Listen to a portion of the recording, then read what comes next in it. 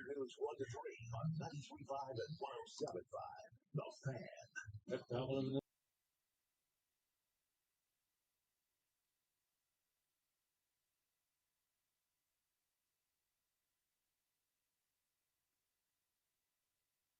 Andy Moore Group Campus in Avon. It is a one-stop shop for 4 different brands. That would be Toyota, Kia, Volkswagen. How about the Nissan brand? That is Ben, the GM over there. Make sure you check out his store and make sure you tell him Kevin Bowen sent you there. Strong in the hybrid category, Camry and RAV4. Was chatting with Ben a little earlier this summer. Said most new models they've had in over 3 years and plenty of used. And I think one thing you'll find at all 4 of those brands. Again, it's a one campus, 4 brand stop there. Kia, Volkswagen, Toyota, Nissan. I think you'll find at all 4 of them great inventory on site, which I know is really important, at least to me, when I'm looking at some car shopping, along with comparing new and used, maybe the hybrid models, things like that. So check out Rockville Road today. It's always the place to be. The Andy Moore Group campus is in Avon. Again, 4 different brands: Kia, Volkswagen, Toyota, Nissan. Tell them Kevin Bowen sent you.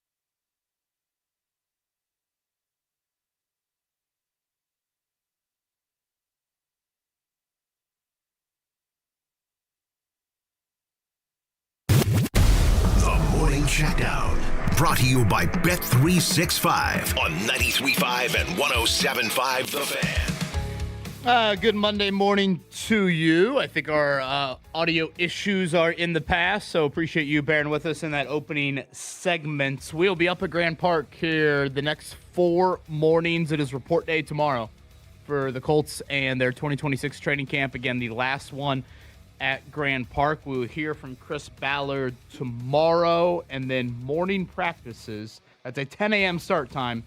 Wednesday, Thursday, Friday. They'll go 4 o'clock on Saturday. And James, here we go. I'm ready. I have my bucket hat and my Snuggie, just in case. I love me a bucket hat. You better have your shower and a bag things ready, too. Seems like it's going to be pretty hot out there. It is going to be hot, and that is always something that I don't know if you can prepare for it, Kevin. You kind of just have to re-embrace it. Now, we debated this on Friday, Kevin. It says reusable. Are you reusing it after Yeah, I one used go? the first one, and I put it back in the bag. So is there anything I need to do to make sure it's reusable? You're the expert. I have no idea. Kid James and I were debating if it's a one-take shower or if we're doing multiple uses here. I haven't dabbled in the reuse yet, but I did put it back in the bag for a potential. Now, was it refreshing? Oh, yeah, it was great. Thank you. Yeah, listener Zach for sending in those, what do you call them, shower towels? I guess Shower so. in a bag. Yeah. So there you go, James. Multiple use. Yeah, I don't think I'll be getting multiple uses out of that, but I do appreciate the offer. Out west for the Indiana Fever, that is where they are at the Seattle Storm coming up here tonight. I think it's at Portland later this week. They'll actually see Minnesota for the first time all season long, one of the better teams in the league. See them coming up on Sunday. All-Star weekend came and went. Any notable news item for you, James? Nah, not necessarily. I feel like a lot of my attention this week is just focused on Westfield. Leah Boston, for what it's worth, did play 5 minutes in the All-Star game. That was easily the lowest of any All-Star. I would assume that is due to her, lingering leg thing that they are monitoring there, but just something potentially to note. Kelsey Mitchell, 28 points. Caitlin Clark had Ryan Rucco screaming and yelling early in that game from the volleyball line. I'll throw this in there. I thought at the practice on Friday, Kevin, when Barack Obama went over to Caitlin and told her, hey, I love how you're handling everything, and I didn't get famous until I was in my 40s. You're 20-something dealing with all of this attention. Just keep doing you. I thought that was really good for her. She looked like she really appreciated it, and I was like, finally, somebody's talking with some sense about the girl woman who's put so much attention on the WNBA. So again, at Seattle coming up, it is a 9:30 tip. Is that right? 9:30 seems like an odd time. 9 o'clock pregame for the Fever and Storm coming up tomorrow. You know anything about Corey Haim and Victory Circle yesterday over at IMS? I do not know too much about it, but I will say at least he wasn't the person who made everyone mad by burning off the bricks. That was a different guy, right? Yeah, that was Carson, right, on Saturday? Okay, so can you explain to me how he even had the opportunity to do that if he didn't win? I was so confused. Oh, did he not win? So is it somebody that won Saturday and then somebody won Sunday? Yeah, there's multiple races. Oh, Yeah, okay. yeah. That's what but the Brickyard 400 was yesterday. Correct. So, yes, Corey Haim, 24 years old. Okay. Not even a full-time driver. He wins yesterday. And again, this is the 23-11 team with Michael Jordan, Denny Hamlin here. That's now back-to-back years. They've won it. Bubba Wallace, of course, last year. I watched a decent amount of the finish there. I didn't think it was wildly entertaining by any means. Christopher Bell, the runner-up. Shout out to Chase Briscoe, fourth, the Mitchell, Indiana native. Easily his best finish there at the Brickyard. And yes, Corey Haim made sure that his burnout occurred well away from the old yard of bricks. I feel like if you do that, you should be getting down there scrubbing and not just leaving. I have people on their hands and knees trying to fix that. There were a lot, it looked like, that were scrubbing, trying to get that off. So I know that is certainly not against the rules. That's a sacred place over there at IMS. And I would have guessed that Mr. Penske and company none too pleased with old Carson on Saturday afternoon. Major League Baseball from the weekend. Mark, that Pete Crow Armstrong's pretty good. He's on quite the heater in the second half of the season, yeah. Is he the MVP, or am I not paying attention to enough people? I think it's still Shohei for now, but also Shohei and his pitching. Not sure how much that's going to happen in the second half, so we'll see. His odds have skyrocketed. The Reds won 3 straight series. Should I believe or no? Come on now. Get the Ellie De La Cruz jersey back out. It is funny how expanding the wild card has made everybody's in it. You have you're only a handful of games out, even at 10 games under 500 or whatever. I mean, the Reds are less than 10 games under 500 at this point here. Indianapolis Indians, they lost yesterday at Lehigh Valley. They'll be on the road at Louisville coming up this week. Again, we mentioned in the opening segment, LeBron James, the Philadelphia 76ers here. That news item occurring on Friday. Does that change anything tier 1 for you in the Eastern Conference? Not necessarily. I would still put the Knicks up there. Alone? On tier 1 alone, because I've seen them win it just recently. They don't really have to worry about chemistry issues. Whereas with Philly, you're trying to figure out how it's all going to fit. And then with the Pacers, you're trying to figure out if Halliburton is the same guy who, by the way, the through the legs dunk that he posted over the weekend makes me think that he is A-OK for his health.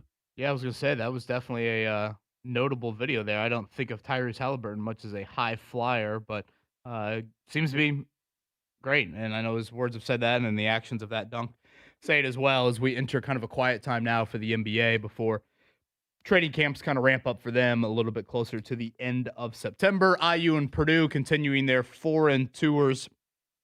Seems like IU is just absolutely dominating these teams from a competition standpoint.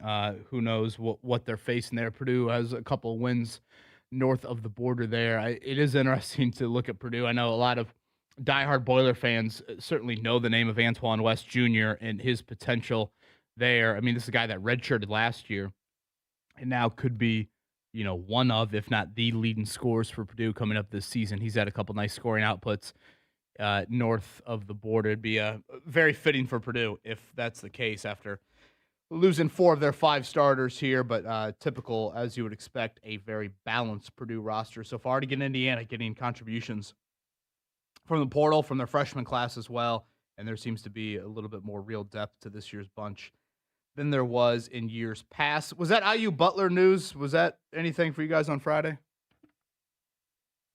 No, not necessarily to me.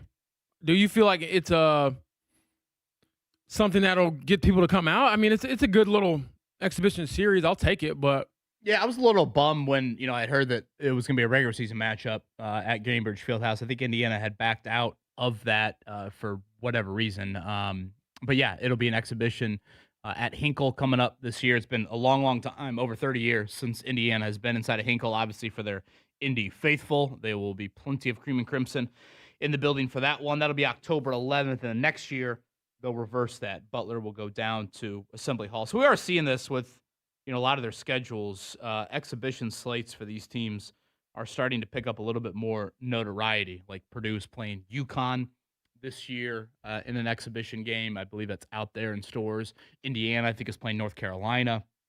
So we do see some of this now. yeah, that's a good point. Because I remember when I covered college basketball, Kevin, Illinois would have exhibitions against teams that were just like random directional schools. Yeah, well, you used to play like way back in the day. You'd play these teams like Marathon Oil and like these just random assimilated teams. But yeah, to your point, I feel like even in the last 10 years, you'd play like your D3 school, your local whatever.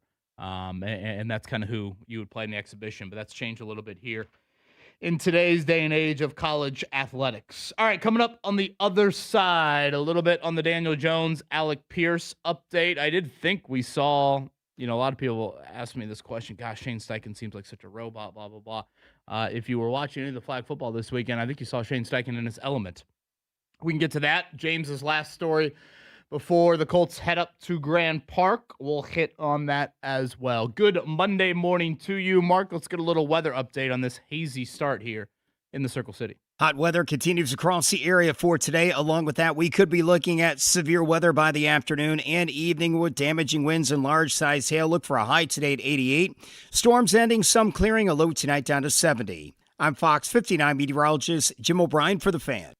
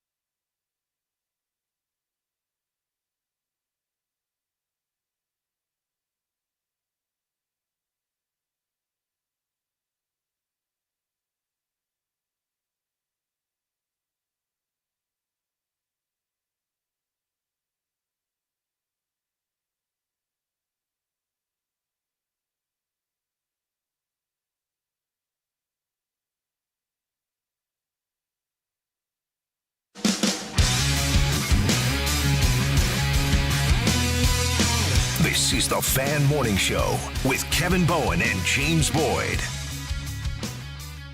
Well, this time tomorrow we'll be in Westfield, Indiana. Of course, that is Grand Park, our final training camp up there for certainly the foreseeable future. Again, morning practices starting Wednesday, Thursday, and Friday. They'll go afternoon on Saturday. A lot of afternoon flavor, or I should say a lot of weekend flavor once they get into the month of August. For the Colts, they'll conclude things coming up the 19th and 20th of August up there with the Atlanta Falcons in town. That's Michael Penix versus Tua, right? Yes, the two lefties. Little lefty quarterback battle you get there with Kevin Stefanski, the new head coach there from the Cleveland Browns, coming over with the Atlanta Falcons. Did you catch any of the flag football over the weekend up there at Grand Park? Several Colts making appearances there on their respective broadcast. I did watch a little bit of it on TV, and I saw that they actually won. Was it the Seahawks who won? They won on a 2-point conversion. I like their coach being aggressive. The girls were going crazy after they converted the 2-point conversion. They were down 1. So basically, they were like, you know what, we're going for the win. And they got it done. And I did hear a little bit of Daniel Jones on the broadcast. I didn't hear much of him because I was cutting in and out of it. But it sounds like, according to what we've heard all summer, that he'll be ready to go for training camp and ready to go, more importantly, for week 1. Yeah, Daniel Jones was on yesterday, presented the trophy to the winner. Shane Steichen made an appearance on Saturday, and I actually watched the whole thing just to kind of see Shane in a different element. I'm not going to tell people to go back and watch the 14U quarterfinal game between the Commanders and the Buccaneers, but if you want to see Shane Steichen like in his element, you honestly should go back and watch it. Because, James, you and I do get a chance to see a little bit of this from Shane, but I don't think he really shows it much in front of a camera at all. But he was pretty much an analyst for the flag football quarterfinal game alongside Kyle Brandt, who has a great personality, and Chris Rose. And shout out to Taylor Tannenbaum, a former WTHR star here, and she's now gone on to massive things at ESPN. She was kind of their sideline person for the game, but Shane Steichen was literally analyzing this flag football 14U quarterfinal game, and it would be like Mark Dykton analyzing Buc-ee's. Or me analyzing a round of golf. I mean, like, you want to talk about a human in their element? Shane Steichen was downright giddy. He actually dropped, and ESPN just totally missed it. He dropped a little 4-letter one. You would have had Mark Dykton scrambling.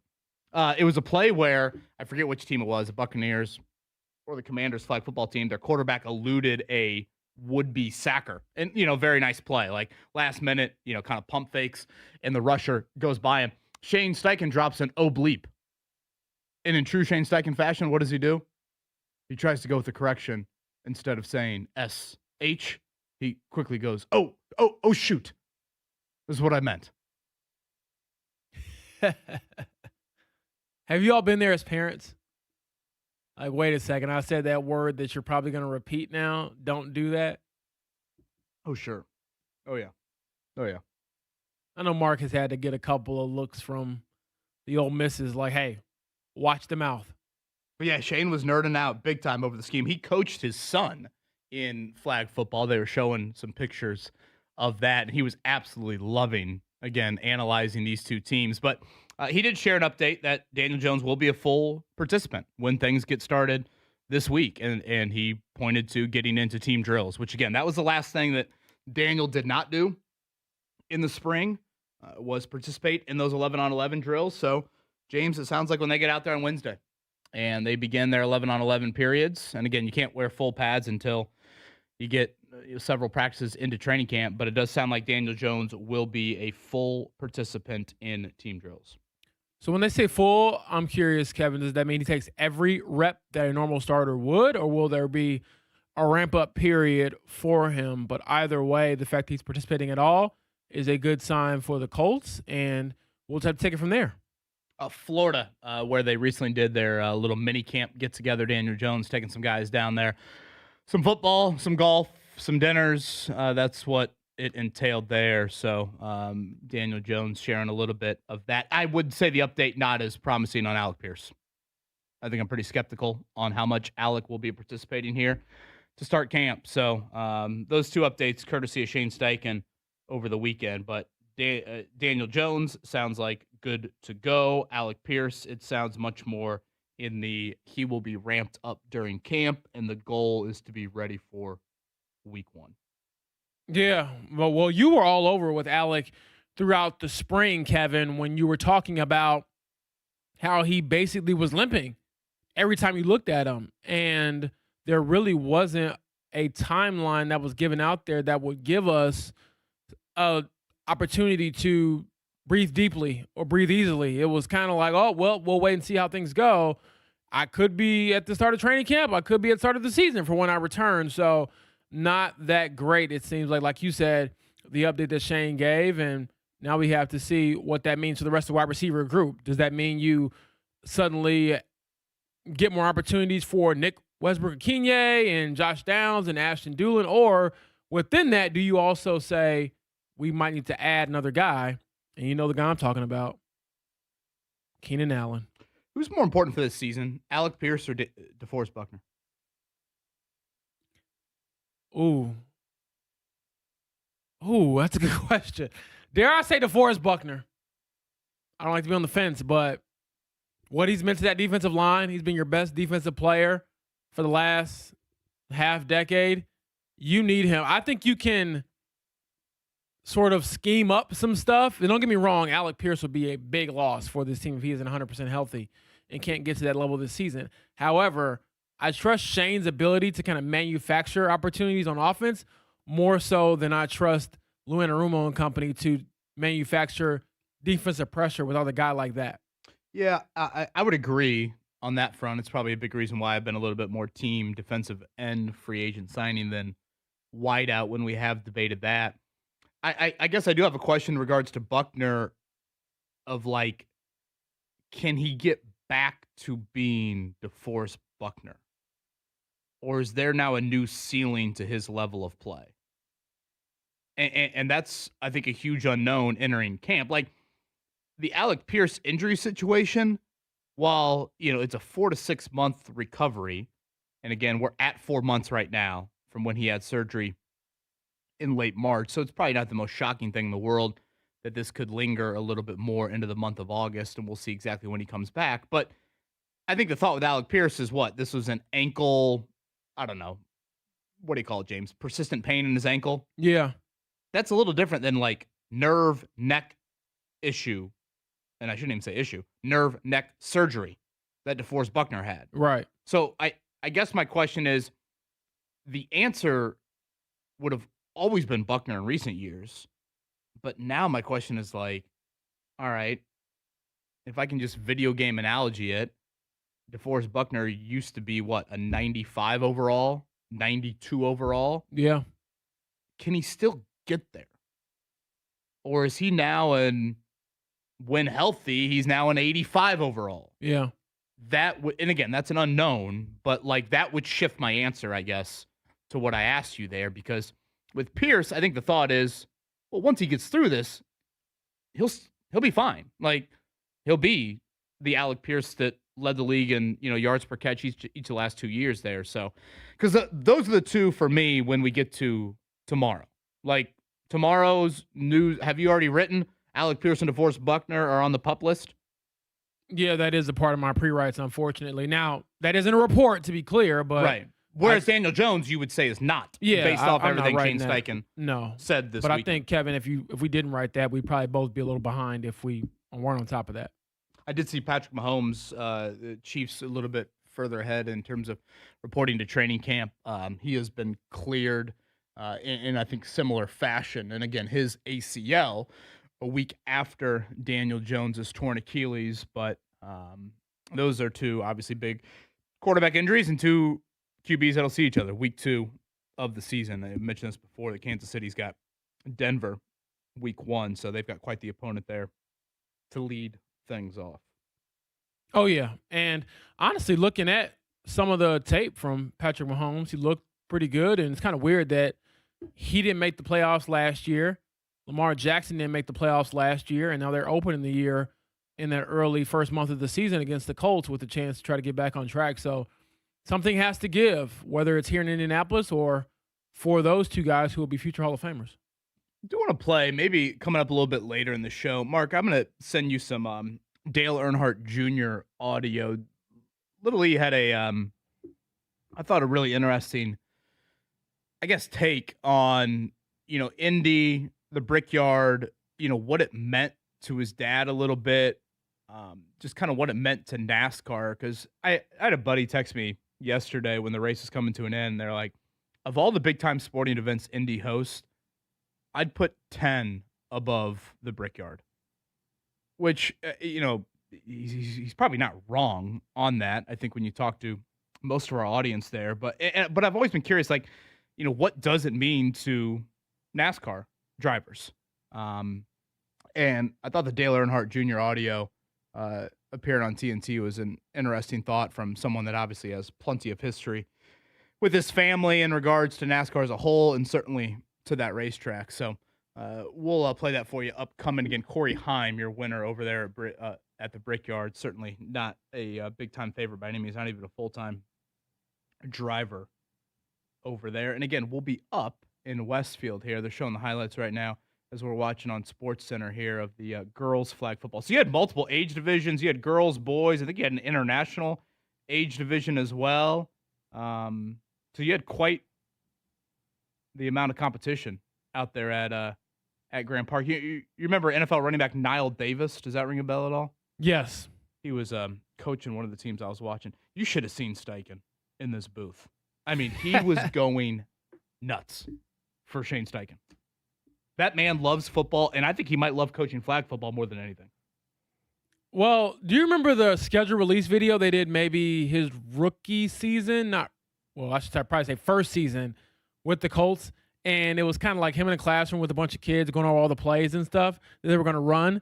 That is him. That is his life. I think that he envisions doing this for as long as he's here on earth. I don't think he'll ever really retire from being a play caller or a schemer and all stuff like that. And it's kind of funny, even when we get him off the record, Kevin, and he talks about his son's team, and he's like, oh, yeah, we ran this, jet sweep, and, the other team had no idea. Well, yeah, the other team doesn't have an NFL coach on the staff. He was telling the story of his wife was like, hey, I think Hunter is his son's name. He said, Hunter's going to play flag football. The game's going to be on Friday nights. Do you think you could potentially coach? And again, in the NFL world, Friday night is like the quiet time. Basically, I guess for those that don't fully realize kind of what a normal NFL week is like, when they get to about 2 o'clock on a Friday, it's quiet. Friday afternoon, Friday night, it's quiet in the NFL world. Saturday, you're right back in the building. Morning walkthrough. Even if you have a home game, you're spending the night in a team hotel, all of that. So Shane's like, okay, yeah, I think I could do that. So his son, he was relaying the story. His son's super pumped. And his son's like, Dad, we have to get these two kids. These kids dominate on the playground. They are so good. We have to get these two kids. Shane says he wakes up the next morning, looks over his nightstand, and looks down and sees a 317 number. His kid has found the dad's cell phone number of one of the guys he wants to get on the team. So is this tampering or not? And he's giving that to Shane Steichen there. So apologies to maybe some of the Zionsville teams out there that might have some, under the table NIL being fed here from the Steichen family. But he was great. And, again, he was super, super into it. And I thought just showed kind of his football personality. And I think that's what players do see behind the scenes that you maybe don't get. When he is mic'd up, like they typically do that a game or two a year, I do think you see some of that emotion on the sideline. And that's pretty much what you saw during his broadcast on Saturday. Yeah, it was cool to also hear from Kaylin Jackson, the youngest daughter of Jim Irsay, talk about the importance of their initiative of flag football. Indiana has kind of been one of the states that's been on the forefront of this sport countrywide. So it was cool to see her kind of get her flowers for that. And this sport continues to grow. Now we're seeing kids get scholarships for it. And anytime you can get a free education out of playing a sport, I don't care what it is, I'll embrace it. Yeah, girls flag football is now eligible to be an IHSA sanctioned sport. They reached the number of 100. That was their goal. I hope I have the price right or the finances right, but I want to say the Colts donated around $1 million to the initiative. And basically, if you were a high school and you came up with what was necessary, I assume from like a participant standpoint to field a flag football team, the Colts would then give you, I think, $10,000 towards, whatever gear and coaches or whatever all those finances goes into. So they clearly have been big time behind it. And yeah, she had a huge presence all weekend long up there at Grand Park. And that is where we will be coming up the rest of the week. Mark Dykton, do you have any Grand Park audio you're going to be sifting through here to lead us into tomorrow morning? I could. I mean, Lord knows you got grass clippings on the mind usually most of the time out there. And then, yeah, I'm sure I can dig up something. Now, is that a dig up reference into what I was grabbing a few years ago up there? Probably, yeah. I'm actually out tomorrow because it's the last day of summer vacation for the girls, but Ashley's got teaching going on. So I have to be stay-at-home dad for one day because our babysitter is out of town for vacation. Certainly been there before. Yeah. It's like, well, one more grasp of reality.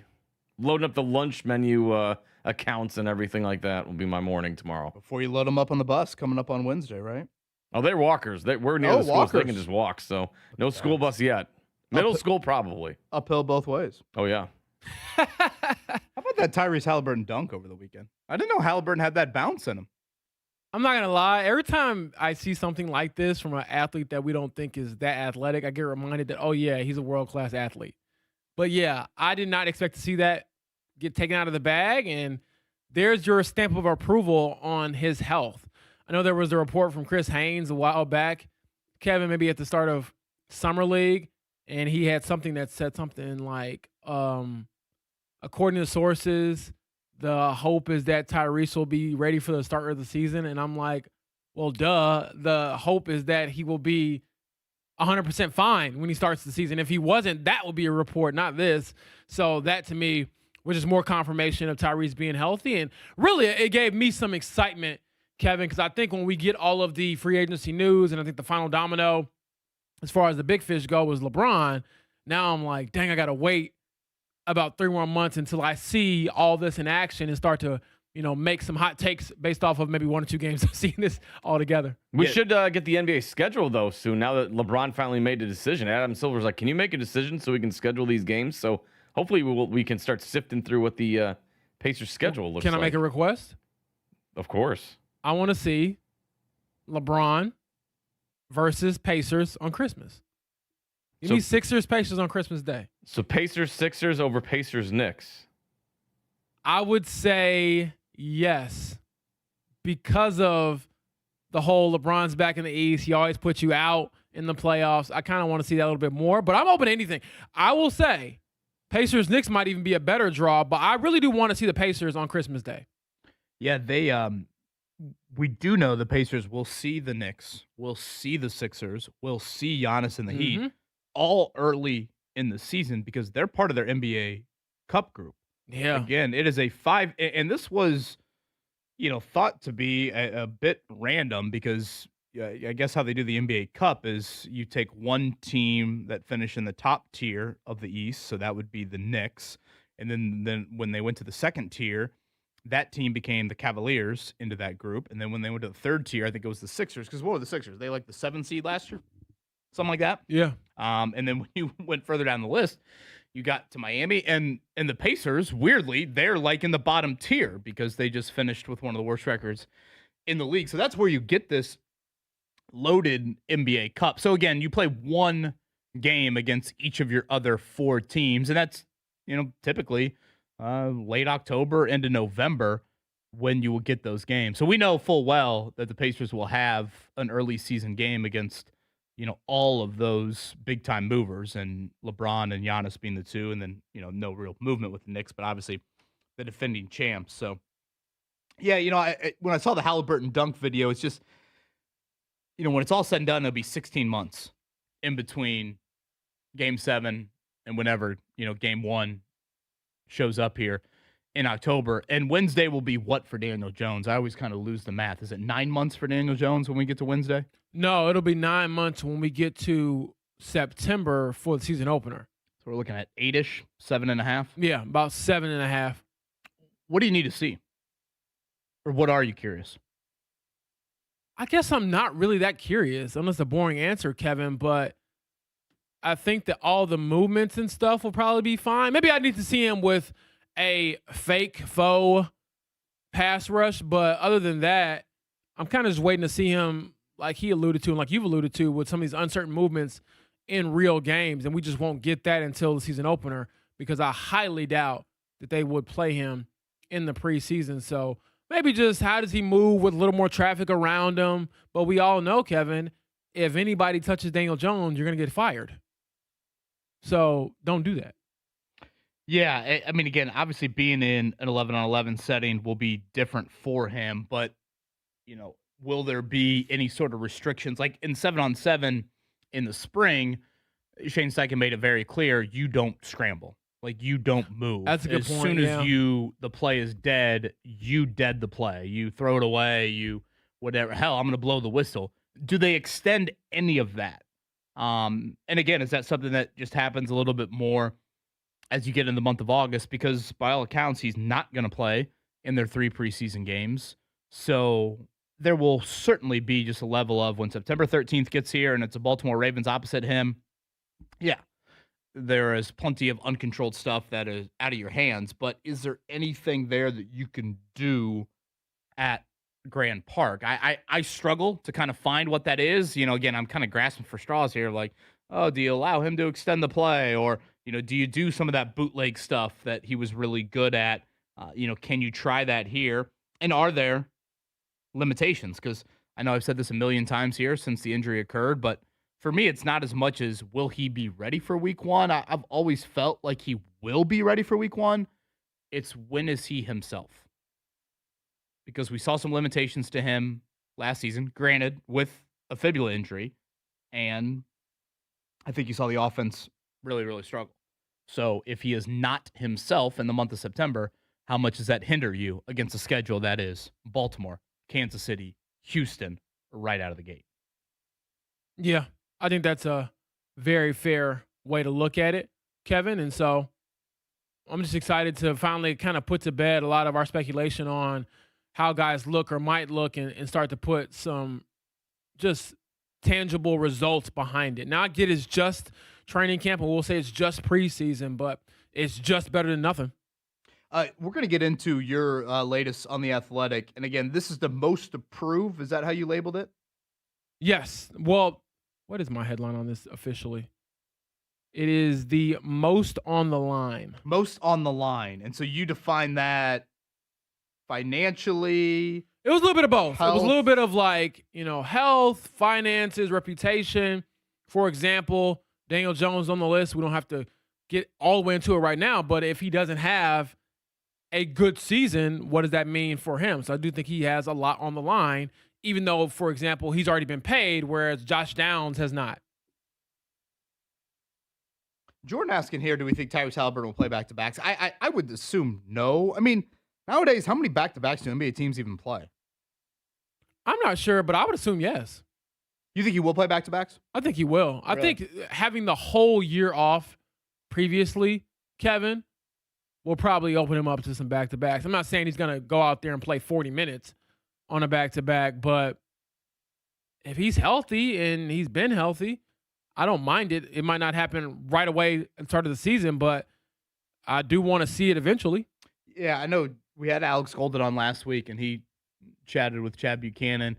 And I want to say this topic got brought up. I don't know if it was asked specifically, but I think Chad was a little bit non-committal on, this answer, which, I mean, to be fair, is completely understood. You're 2 months away from training camp. So, and I guess Jordan, now that I'm reading it again, he says kind of early this upcoming season. To me, that's not the most alarming thing in the world. I'm not going to stress too much over whether Tyrese Halliburton is playing in back-to-backs or not. I don't think oh my gosh, he's not playing in back-to-backs. That means he's not 100%. No, I mean, obviously it's a bummer for fans and, certainly for the Pacers having as quality of a team as they could have every single night. But to me, that's not that alarming of an issue for me in regards to how healthy is he?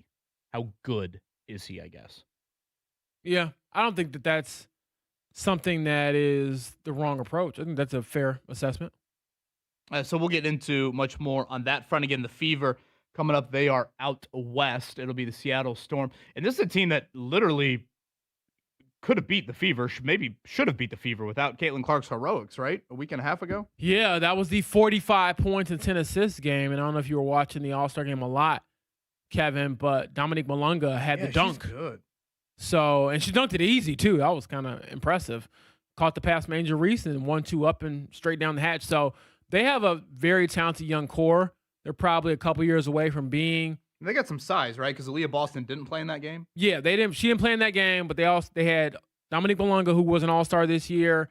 Awa Pham, who can really shoot it for a big as well. So they kind of have like these two big post players that kind of guide the core of their team right now. Again, they're a couple pieces away from being a contender, but you can kind of see the vision there. And they have given teams problems. They're just too young, I think, to really get over the hump as far as closing out close games. So again, as we set up what the WNBA looks like here as the Fever come back from the All-Star break, they will be playing here another West Coast, I guess it's a 3-game, if you want to label Minnesota as a West Coast. 3-game road trip is probably the best way to put it.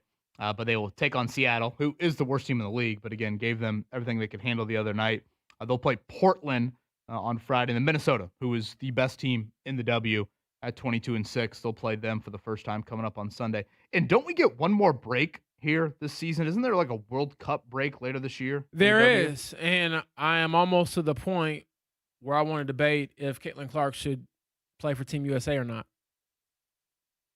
Because of her health? Because of her health. Not because of her talent. I think she should have been on the team the first time around for the Olympics way back when. But, yeah, I think that if you're having questions about where her back is, now she's looked good as of late. Even in the All-Star game, I thought she had more balance in her step, and you see more lift on her jump shot. She played way longer than I thought she was going to. Yeah, to be honest, Mark, I definitely would agree there. And she looked good. It wasn't like I was out there worried. It kind of just went by naturally. But if there is any questions about her feeling not 100% and that break giving her a chance to do so, then I can hear the argument for sitting out. Or I can hear the argument for playing her to keep her in rhythm because she has looked so good as of late. So the Fever will play for a full month upcoming here starting Tuesday. They'll go through, I'm looking at their last game here, is going to be August 28th, and then they will have a 3-week break. It's kind of odd when this occurs in the schedule. So they will have a 3-week break pretty much the entire start of September, and then come back and play 4 games and then the postseason. So this break is by no means in the middle of a season. This is towards the end of the year. You see, now when I hear that out loud, Kevin, I'm like, you know what? Get out there and play. Stay in rhythm. As long as you're healthy. Yeah, I mean, you could probably look at it from a couple sides of it. Yeah, and then also, do you want to risk anything? Because when you come back, there's not a lot of ramp up until the playoffs. Yeah. It's like a 2-week ramp up there until the playoffs. So coming up tomorrow night at Seattle for the Indiana Fever. All right, upcoming in the 8 o'clock hour, Zach Hicks going to join us at 8:30. We'll talk Colts training camp with him. Always enjoy Zach's insights. We'll get into James's latest on the Athletic. And again, the injury updates on Daniel Jones, Alec Pierce. They sounded different to me, so we'll share those upcoming as well. Good Monday morning to you. A little bit of a hazy start here in downtown Indianapolis. This is the Fan Morning Show, 93.5, 107.5 The Fan.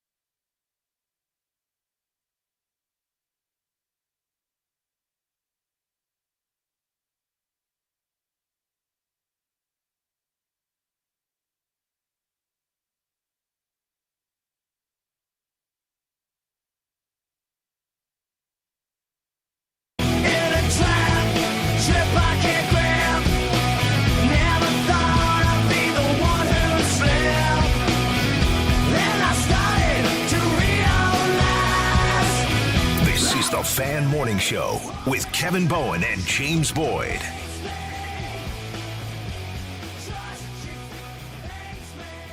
8 o'clock here on this Monday morning. Again, it'll be our lone show this week at our main studio just north of downtown Indianapolis, Westfield, Indiana, Grand Park specifically, where we'll be calling home each of the next 6 shows, 2 of them coming up early next week. A report day for the Colts. Rookies and quarterbacks actually will report today, and then coming up, you'll get veterans in the building. Tomorrow, we should have a couple of players join us, typically in that 9 o'clock hour. Then we'll hear from Chris Ballard. Anything Ballard specific on your mind for tomorrow? There's always something on my mind when it comes to Chris Ballard, but specifically, I would like to know where things stand with Jonathan Taylor and his contract. Does he expect him to report? Has he reported? Those types of things. And does he expect any sort of tension there as we get closer to the start of training camp, which I think their first practice officially is Wednesday.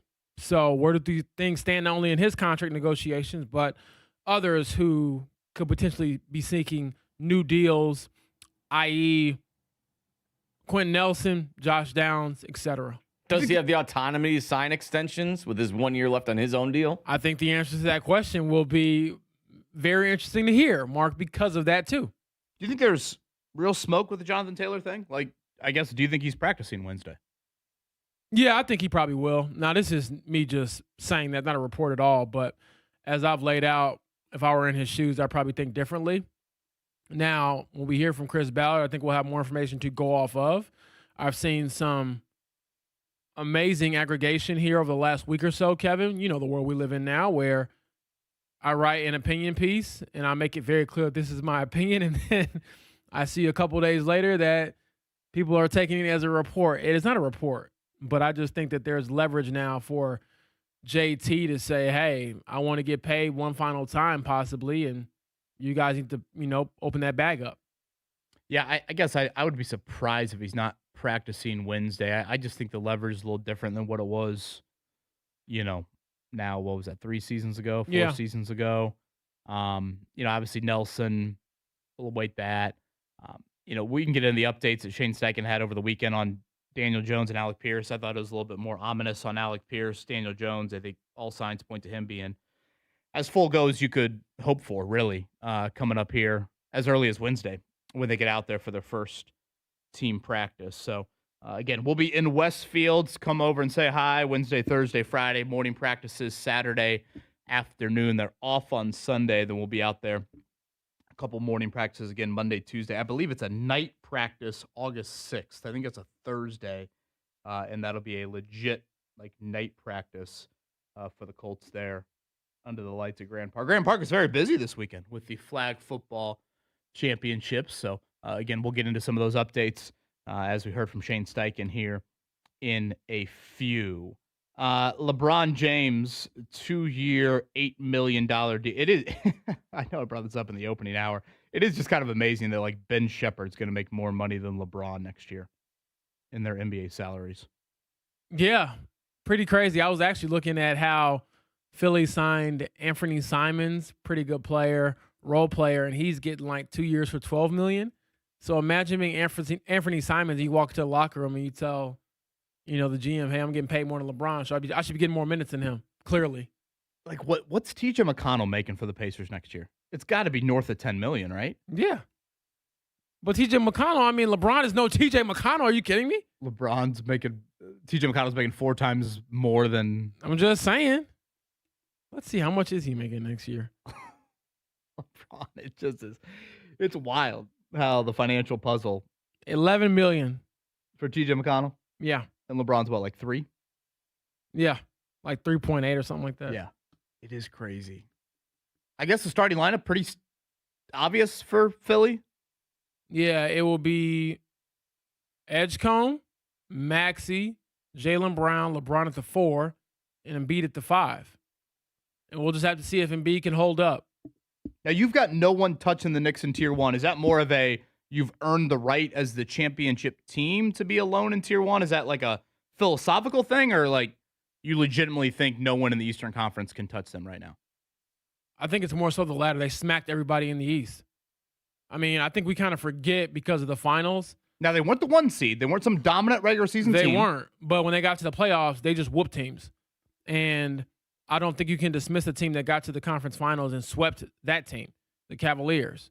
And we're looking back at it as a joke now, but when they were down 2-1 to the Hawks, the sky was falling. And then it turns out they were the only team throughout the playoffs, if I'm not mistaken, that got 2 games off of them in a series.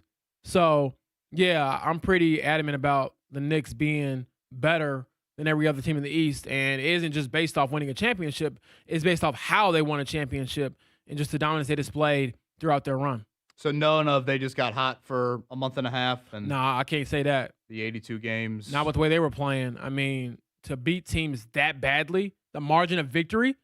I mean, one could argue that during the Pacers and their run to the finals, that it was kind of like this magical thing. I don't view it like that, but the narrative could be similar to that just because of how they were winning games, these crazy comebacks, game winners. You had Tyrese's shot in New York, go to the rafters, and then come back down and in. That didn't really happen for the Knicks. They just beat you down, and they had a number of games for a while there, Kevin, where I forget what the number exactly was, but they had won so many games in a row by double digits that it was up there with some of the most dominant runs in NBA playoff history.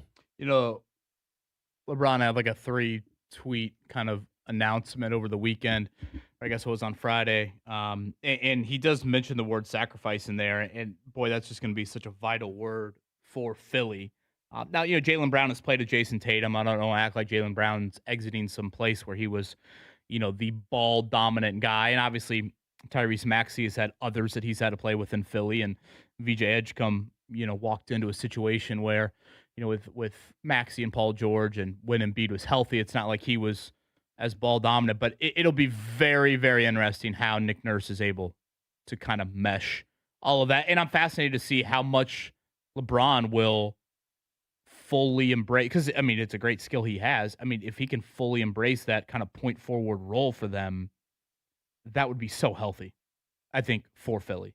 Just allow those others to still be kind of the lead scorers, and LeBron just kind of fit as a point forward, and when he needs to finish a play on a fast break, he can finish it. But he doesn't need to be dominating the ball as a scorer like at times he has needed to be, given the makeup of rosters around him. I will throw this in there. Tyrese Maxey is quietly one of the best off-ball scorers in the NBA. I was actually watching some cut-ups of him over the weekend just with all the LeBron hype and trying to figure out, okay, the Pacers match up with them, who's going to defend this player and that player.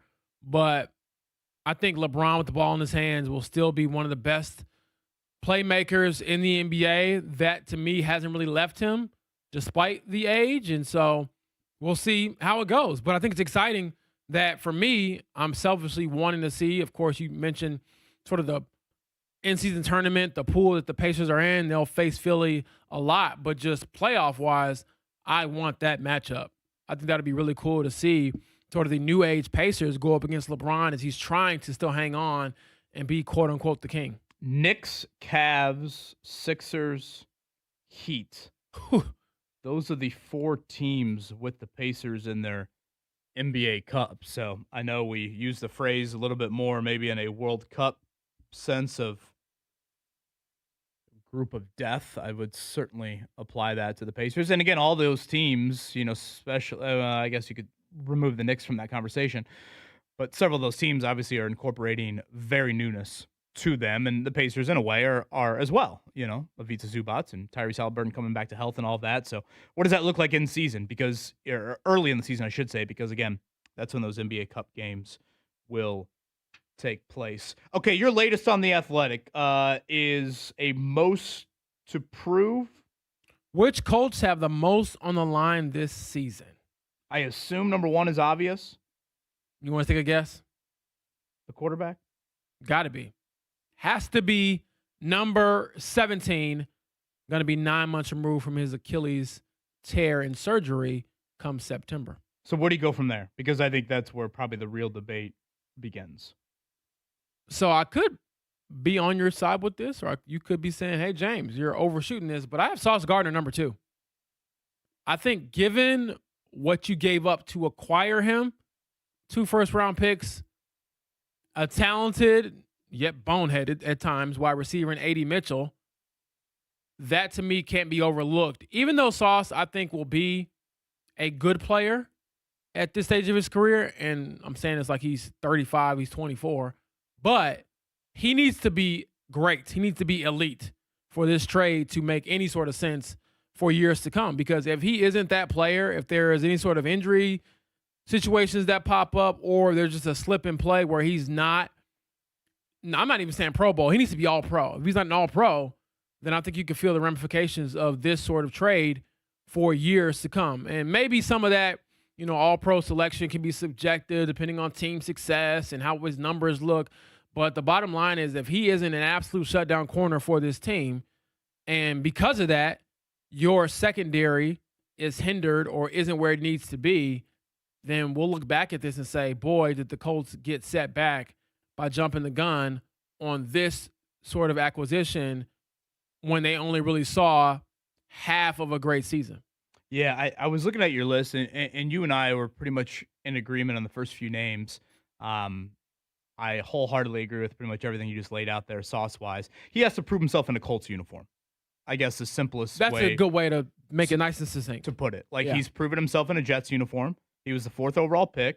He was an all-pro with the New York Jets, but the Colts said they upped the ante in what they said their belief is in Sauce Gardner. Again, in my opinion, it's the biggest trade in franchise history. Dare I say, they told him, or basically made the trade to say, you got to be the best cornerback in the league? Correct. Yeah, I don't think that's a hyperbolic statement really at all. And again, year one, with health obviously being the factor, and we've gotten this debate. We're going to get in this debate about Ivica Zubats when that season rolls around. Anytime you make a trade for one individual, 3 for 1 in this case, 2 picks and A.D. Mitchell, it puts an immense amount of pressure on the one individual. Yeah. You have one avenue for success in this trade.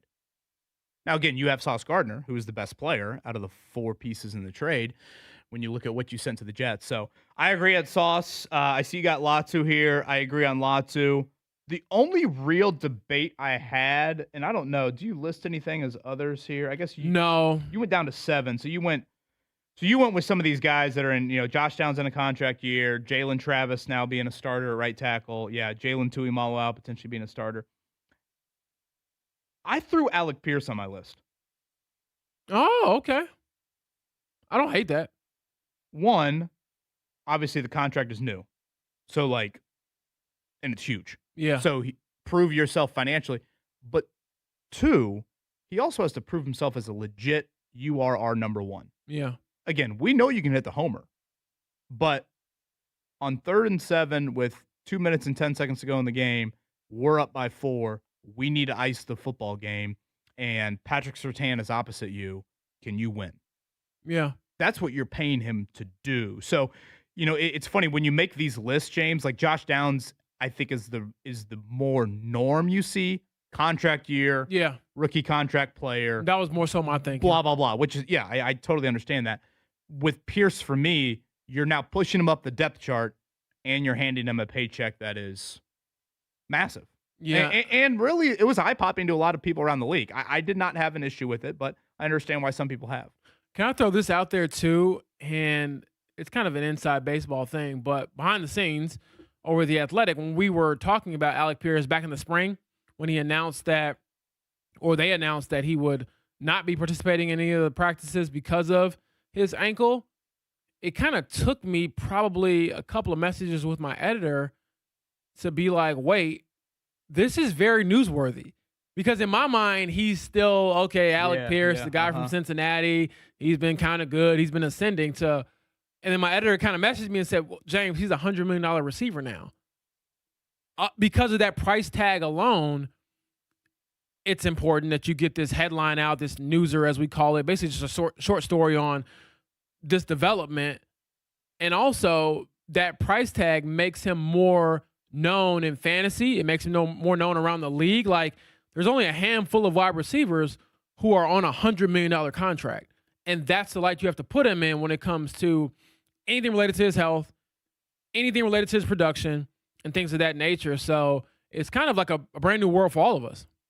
again, the Shane Steichen updates from this weekend, they sounded very different for me in regards to Daniel Jones and Alec Pierce. The Daniel Jones update was he'll be a full participant in team drills when we get going this week.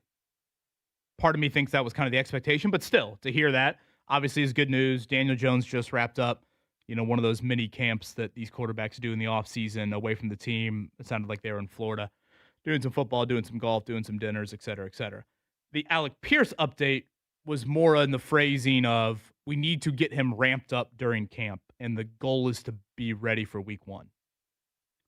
So my question becomes, of the 13 practices we're about to watch at Grand Park, how many does Alec Pierce participate in? Yeah. And I think we did this over-under last week. Mark, maybe did you set the over-under, or did you ask for the over-under from us on Alec Pierce practices? I believe so, yeah. I think it was, 5.5? I was going to say, do you cut the 13 right in half? Yeah, I think that's what we did. I still took the under. And hearing that from Steichen has me thinking that that's probably the safer bet, Mark.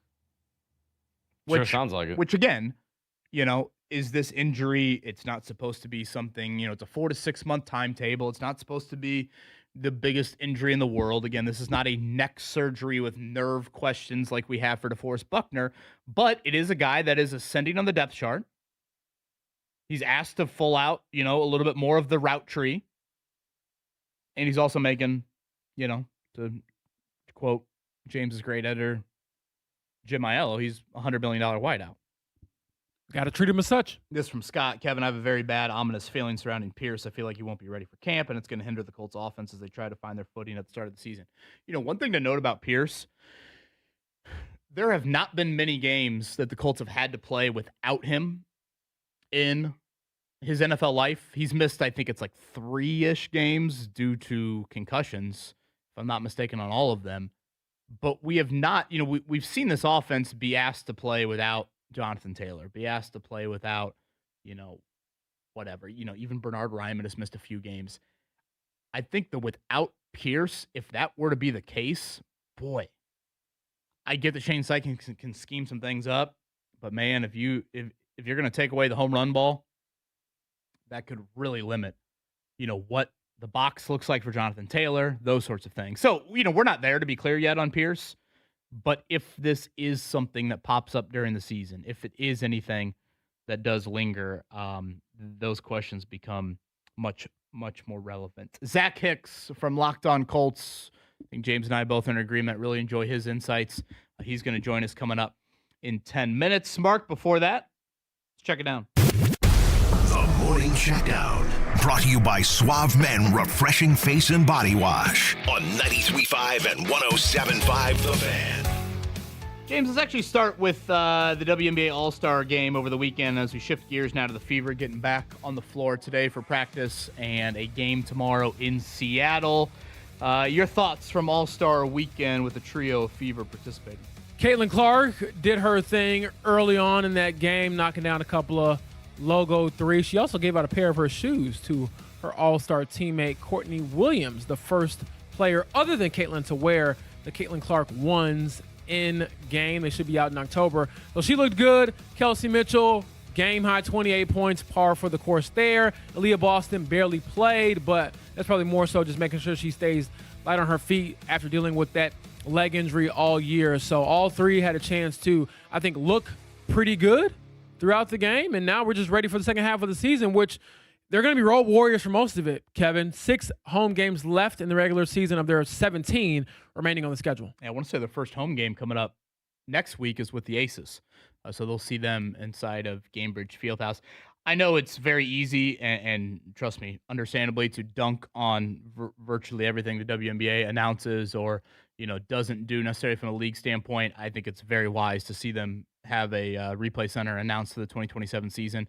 When you have issues with officiating, you need to do things to correct it, and kudos to the league. That's a step in the right direction. There are a lot of other things on the to-do list, to be clear, but still, I thought that was an important step there for the W. All right, back to the Colts schedule for just training camp wise. Again, report day is tomorrow. We'll hear from Chris Ballard. We don't have a time yet for Ballard, do we? Lunchtime usually is when we hear from him on report day. Yeah, I wish we did have a time. So if you're listening, Chris, let us know. listener and a reader, right? Mark Dykton, Chris Ballard. Yeah. Occasionally. To the Yep. show and to the website. Especially for you. Yeah, we'll see if we can Freaking Bowen. Wants his wide receiver takes. see if we can dig up some of that. I mean, audio. I believe Alec Pierce was drafted right after that audio. I was going to say, dare I say, you might be right about the wide receiver depth again. I'm just saying.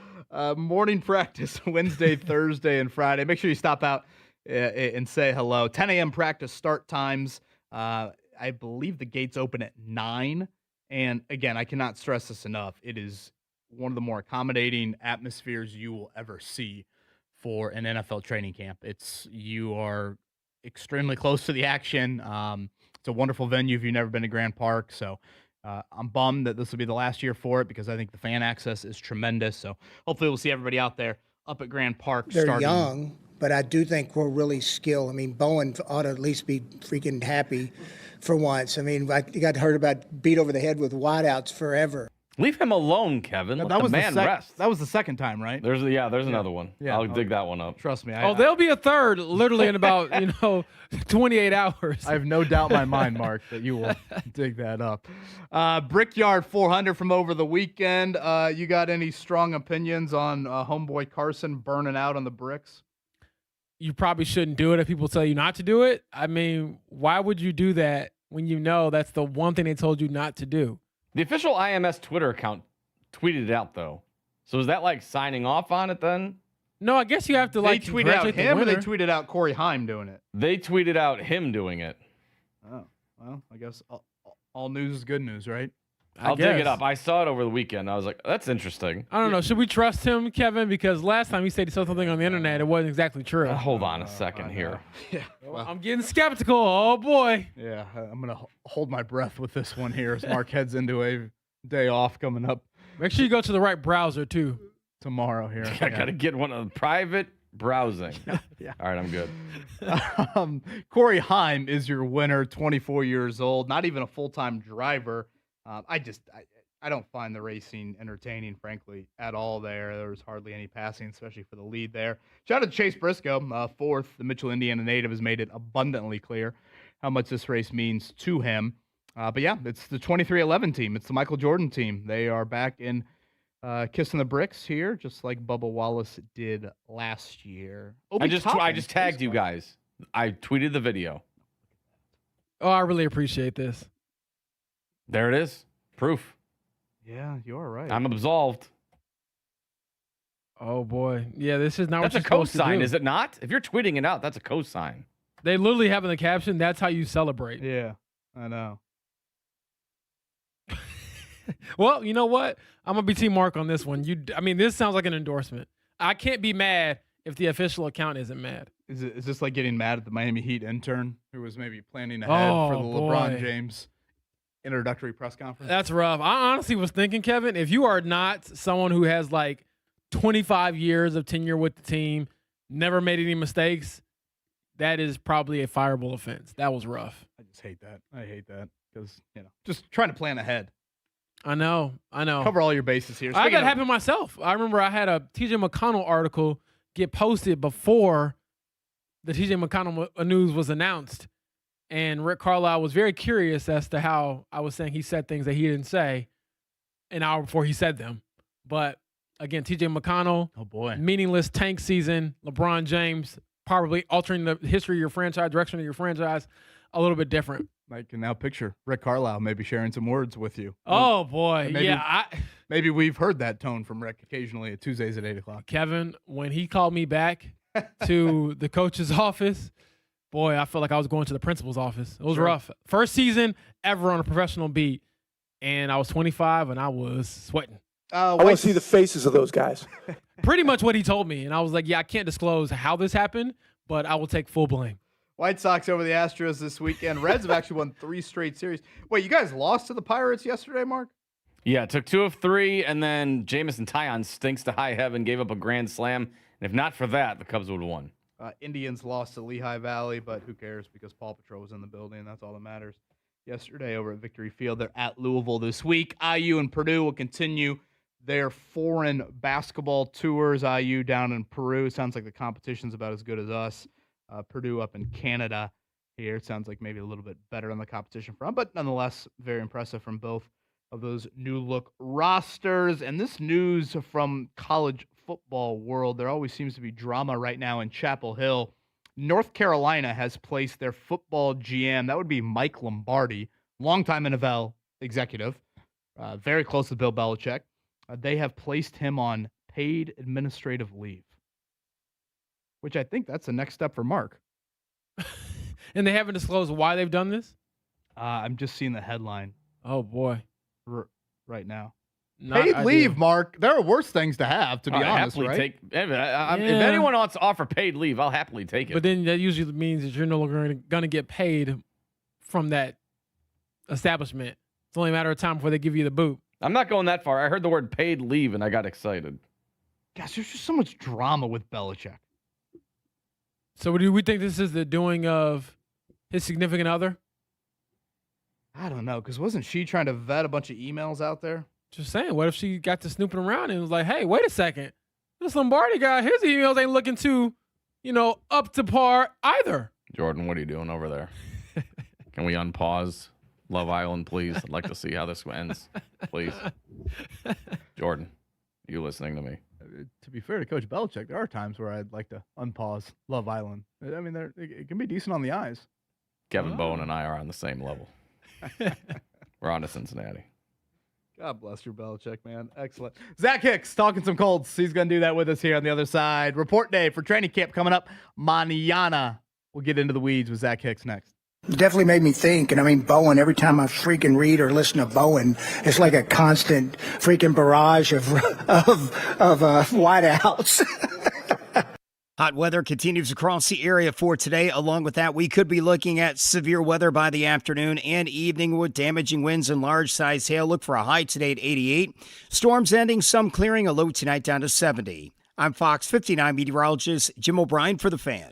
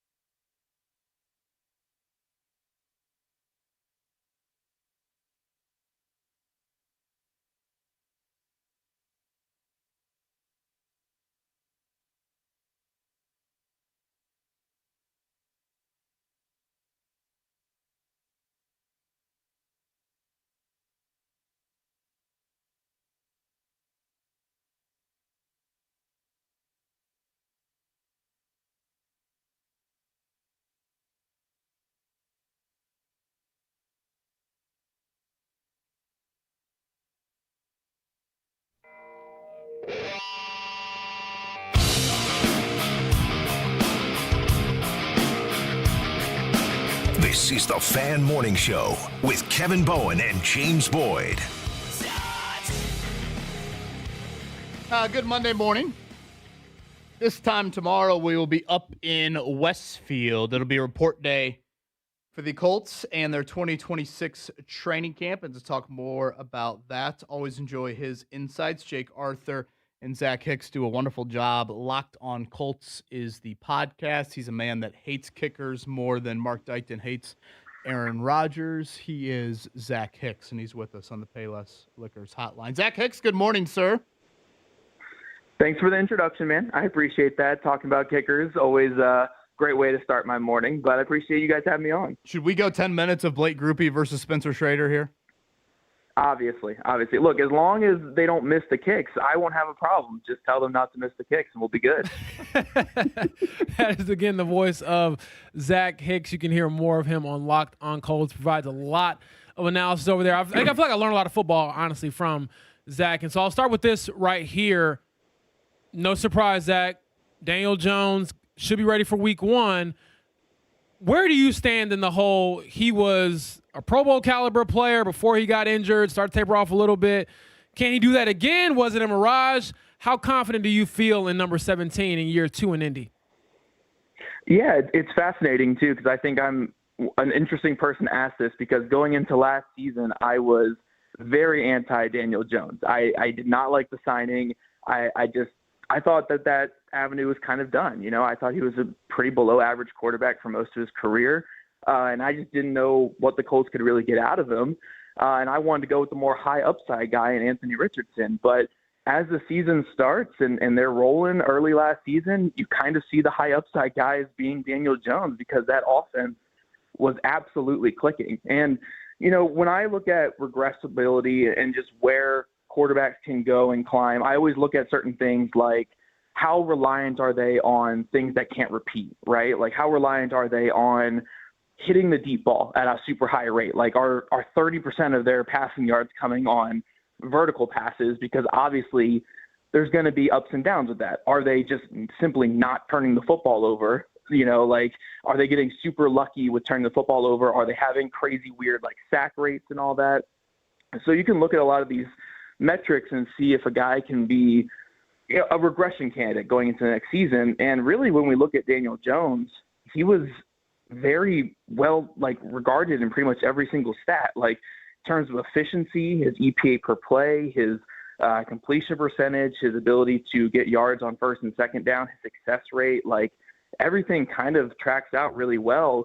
The only real concern you have with him is how he struggled a little bit against the blitz last season. And that's kind of been a Shane Steichen issue since he's come to Indy, and even back before he was with Indy. So I think part of that is kind of with the scheme as well. But overall, he didn't get super, super lucky with turnovers. He wasn't overly reliant on hitting deep passes. The sack rate early on in the season was a little bit wonky, but then it kind of evened out in a crazy way. So it kind of got to being even by the end of it. So I think a lot of the numbers kind of stick to it being pretty translatable going into next season, as long as he's healthy, as long as the Achilles is healthy, as long as he can play how he was playing early last season. I really think that he can repeat a lot of what he was doing. Now, I'm not saying the Colts are going to come out the gate and average over 30 points a game again, because that was, kind of a mixture of just great timing, the league not being ready for it, and kind of everything coming together perfectly. But I think he can get back to playing some really good football. There was nothing that he was doing that was reliant on luck or reliant on something that can't repeat. A lot of it was just operating well within the system. Shane Steichen and all the great coaches, Tom Manning and Alex Tanney and all them, giving him answers pre and post snap, and him just finding that first read and getting it going. So I don't see any of that going away.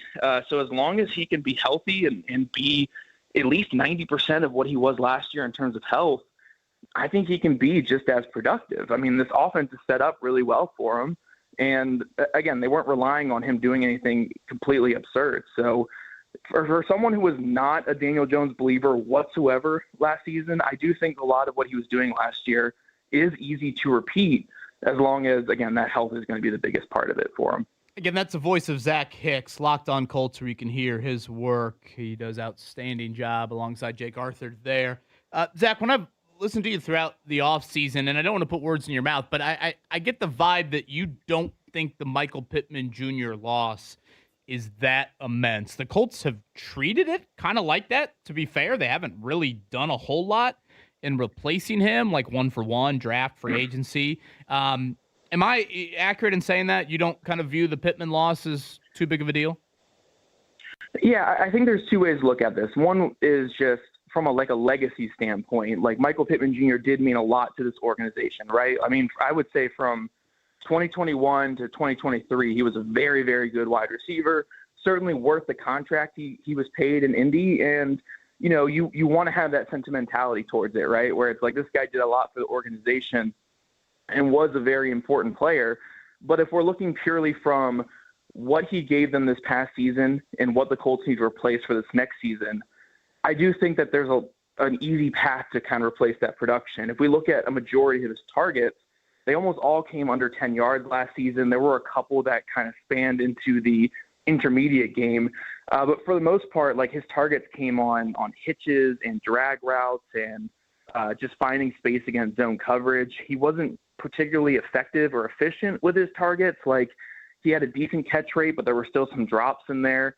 He didn't really create a ton after the catch, like over expected. Like, even Alec Pierce had more created yards after the catch over expected than Pittman had last year. And Pierce was catching the ball 30 yards down the field, where it's hard to create that extra yards after the catch. So, yeah, I mean, Pittman's role was basically just, can you beat some zone coverage? Can you block on early downs? And can you just be a fairly reliable guy when you find that extra space? And I think that is fairly replaceable, especially when you consider, like, if they had to make the choice between Pittman and Alec Pierce, it's much easier to replace a guy who can, hey, we're going against cover 2 zone here. Can you find that space between the corner and the linebacker versus, hey, can you win on the vertical plane and go win a jump ball against, you know, Pat Surtain or these type of corners down the field. So I think that they made the right choice there. I think it's a lot easier to replace that kind of production. And I think the Colts offense could even be better for it by distributing some of those targets to the other players who were a lot more productive. You know, like, again, Alec Pierce was so effective with his targets last year. He led the NFL in yards per target. Now, a lot of that came because he was targeted so far down the field, but even then, he was highly efficient, highly effective. Same with Josh Downs. When he gets targeted on third down, he is so effective with the football. Tyler Warren, already over 100 targets as a rookie tight end last season. So I think distributing those targets to those guys and having that Pittman role be more of like an auxiliary role rather than like the prime function of the offense, like it has been because of what Pittman was being paid the last couple of years, I think will be better for the offense. So it's unfortunate. You know, it always sucks towards the end of like, a very good player's like tenure with the team because you want to have that sentimentality for it. But it was kind of the time to pass the baton to an Alec Pierce, to a Josh Downs, even to a Tyler Warren, and let those guys carry the offense more than Pittman. So I think the Colts played it perfectly well this offseason when it came to Pittman. It's exactly what I wanted them to do. And, you know, as fans and people who cover it, sometimes they don't do exactly what you want, and you get that frustration. So I was very happily surprised when they made these decisions because we have seen in the past, like Chris Ballard sometimes will hang on to guys a little bit too long. I thought the move from Pittman Jr. was the exact way they needed to play this. Now we'll see if they can still bring in maybe another target to fill that like fourth pass catcher role. Maybe I know that people have like had some whispers about Keenan Allen and stuff like that. I think that would make a lot of sense. But even if they don't go that route, I think Ashton Dullin's perfectly capable of having that small role behind those top three guys. So I think the Colts played it well. I don't think it's as bad a loss as what some people might be talking about. If we take Pittman off that list, and let's go with a handful of others that are now gone, Braden Smith, Kwity Paye, Zaire Franklin, Kenny Moore II, Nick Cross, who will they miss the most out of those five? I'd probably say Cross, not just because of the player behind them, but I think in general it's just that was still a young player who played a pretty big role for them last year. I mean, if you look at how Lou Anarumo did the defense, a lot of it was based around Cross's ability to play all over the system. Like he would get some slot snaps, he would get a lot of box snaps, especially on rundowns. He was very vital in that aspect. He was just a really good chess piece for that defense and still very young, like 24, 25 years old. Whereas a lot of those other guys, like, yes, they're huge names and yes, they've done a lot for the franchise, but like Braden Smith, it's been a while since he's played a full season in the NFL and his play has started to taper off a little bit. Zaire Franklin, I still think is a really good leader and there are still some high upside plays in his game, but the volatility from snap to snap is certainly not going to be missed by Colts fans in particular, I'm sure. And then you look at like Kenny Moore, there was a big step back after he had his Achilles injury last year. Kwity Paye certainly had his worst season with the Colts. So I think Nick Cross was certainly the guy who fit best the new era of the Colts, and I'm sure the Colts would have liked to have him back. But honestly, AJ Halsey could be an upgrade over him, but it's hard banking on like a young player to be this big upgrade. But Cross was certainly the guy who was like ascending a little bit more than the other guys. So that's probably the one you miss a little bit more than the others right now. That is the voice of Zach Hicks, Locked on Colts. We can hear more of him and our buddy Jake Arthur as well. I'll just throw this in there, Zach Hicks. I'm not exactly sure that Nick Cross has the nickname Mr. Gimme That like AJ Halsey has. So Right. with that nickname alone, I feel like they might be okay. Might be, keyword might.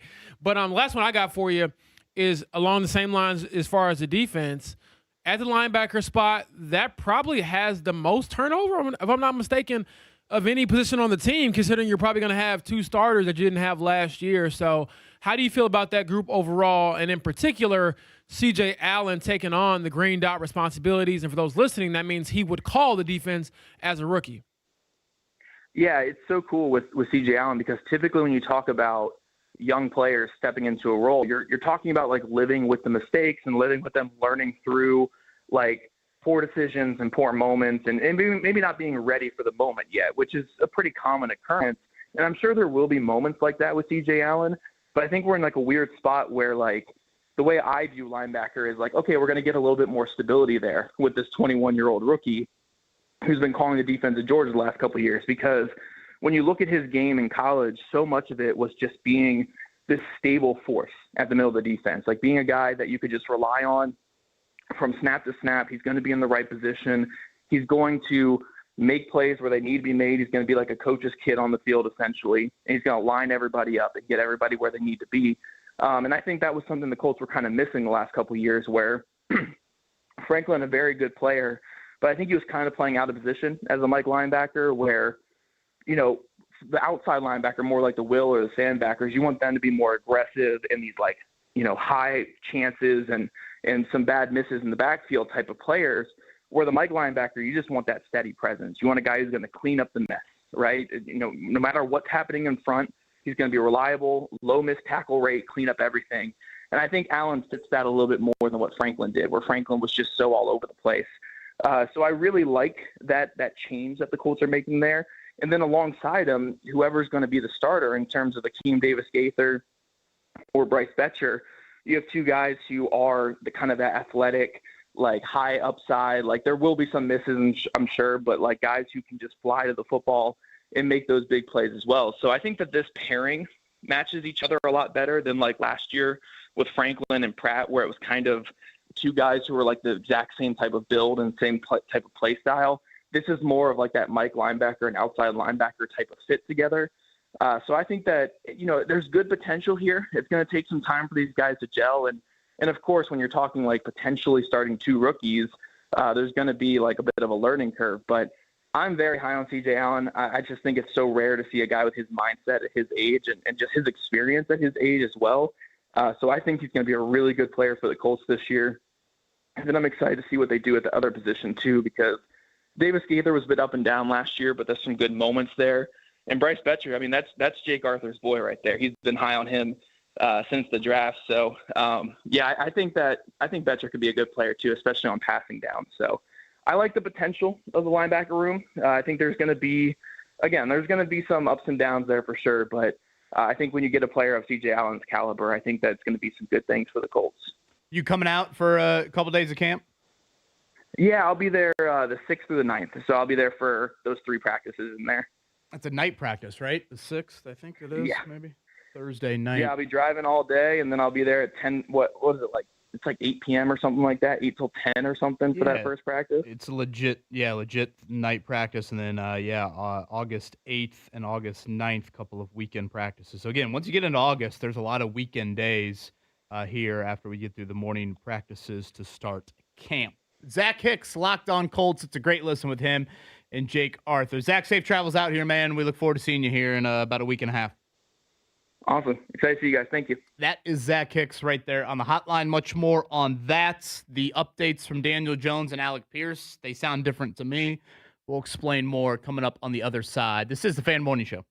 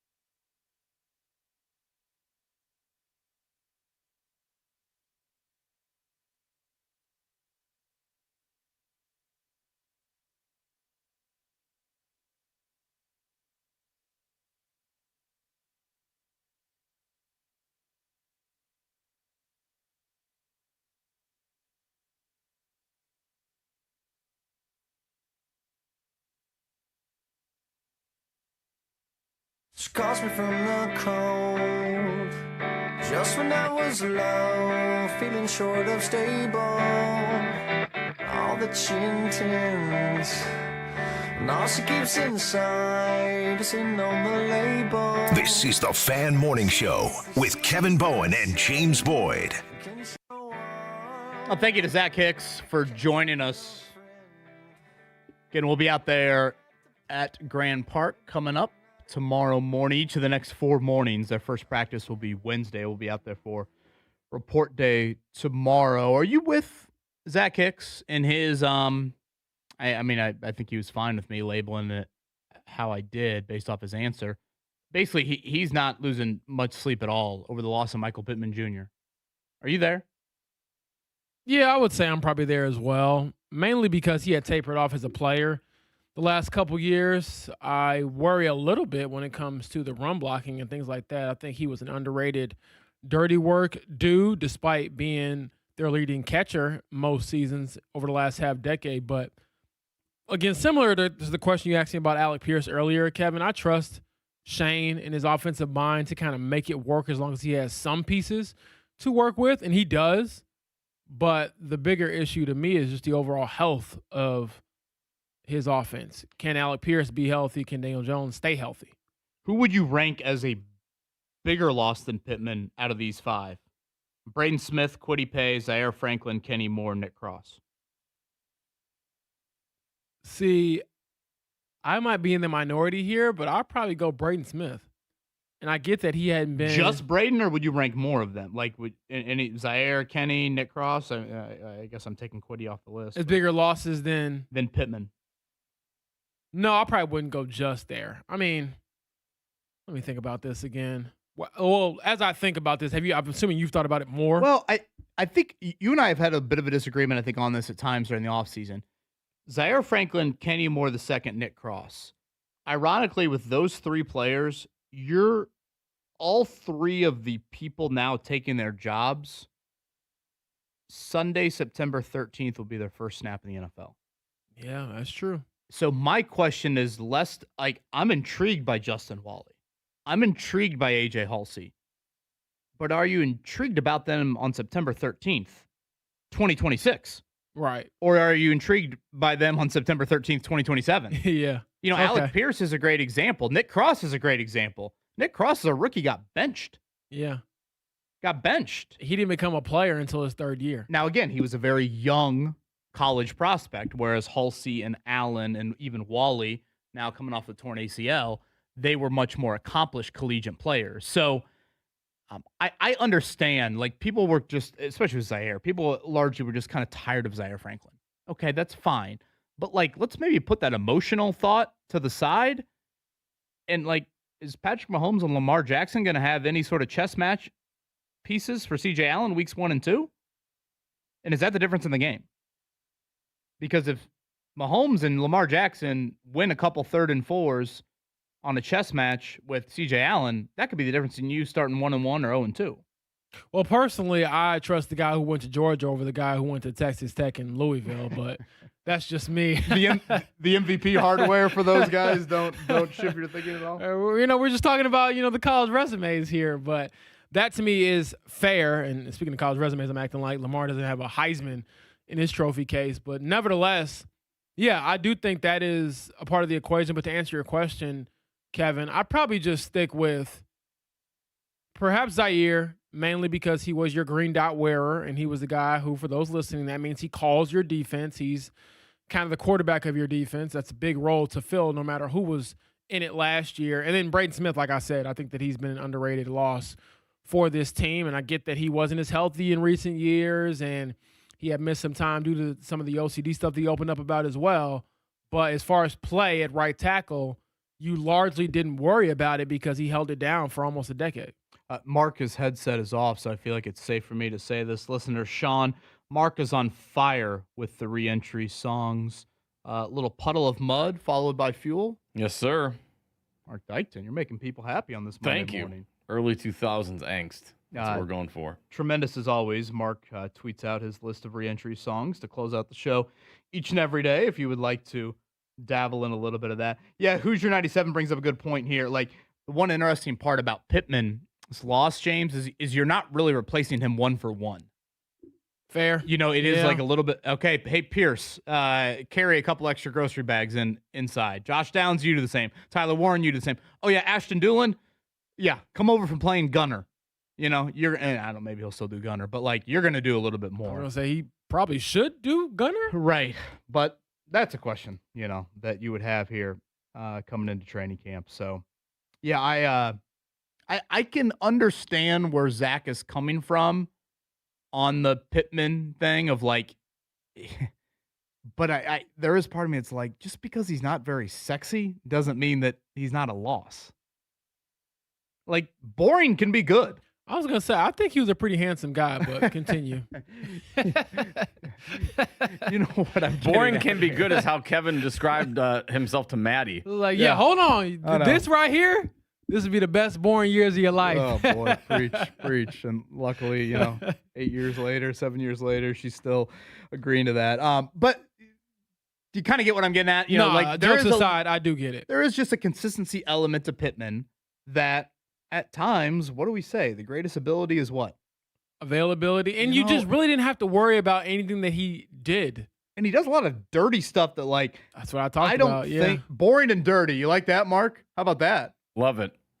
Keep it If going. you ever need to dust off a new Tinder profile, say right in here, boring and dirty. A Jonathan Taylor run that went from 14 to 40. Oh, Yeah. why? Because Pittman threw that corner into the ground on the edge. You know, just like things like that. I get where Zach's coming from here, but I think Reggie Wayne has talked a lot about that, the oh, leadership boy, yeah, qualities That's an understatement. of Pittman. So I'm curious to hear his thoughts on the state of his room as we get further into camp, and we'll get those assistants at some point out in Westfield. But, you know, Reggie never really holds his tongue, so he'll give us the real. 9 o'clock hour upcoming. We did get updates on Daniel Jones, on Alec Pierce, courtesy of Shane Steichen. I say this in all seriousness. I watched a Shane Steichen on Saturday that I don't think many Colts fans have seen. We've gotten a little bit of a glimpse of it, James, in our interactions with him, but in front of a camera, Shane Steichen was he was feeling himself. He wasn't boring whatsoever on Saturday. I'll share much more on that here I upcoming also have a question for you all regarding training camp. in the 9 o'clock hour, and a James Boyd question coming our way. So we'll do that here. Final hour on a Monday. Thank you for spending it with us.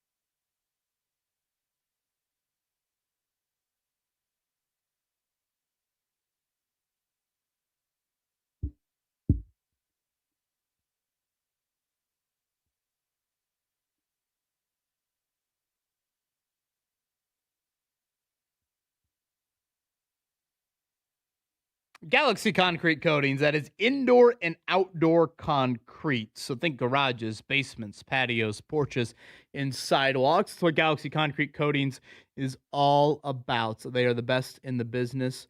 And a couple things that I had questions about, because I think the first thing is just go to the website. You want to see style-wise, do they have something that makes sense for you? And I think you'll find that. Again, galaxyconcretecoatings.com. But the manufacturers also upgrade the warranty from 15 years to lifetime. So you got to love that aspect to it. And very efficient process. We got a new sidewalk, new front porch put in our house. And it was about a 24-hour process, really, from start to finish. Tyler and Preston on site were really, really good. So, again, those are some other questions that I would have outside of just what is the look. And, again, you can find that by visiting galaxyconcretecoatings.com. It's indoor and outdoor concrete, garages, basements, patios, porches, and sidewalks. It is galaxyconcretecoatings.com.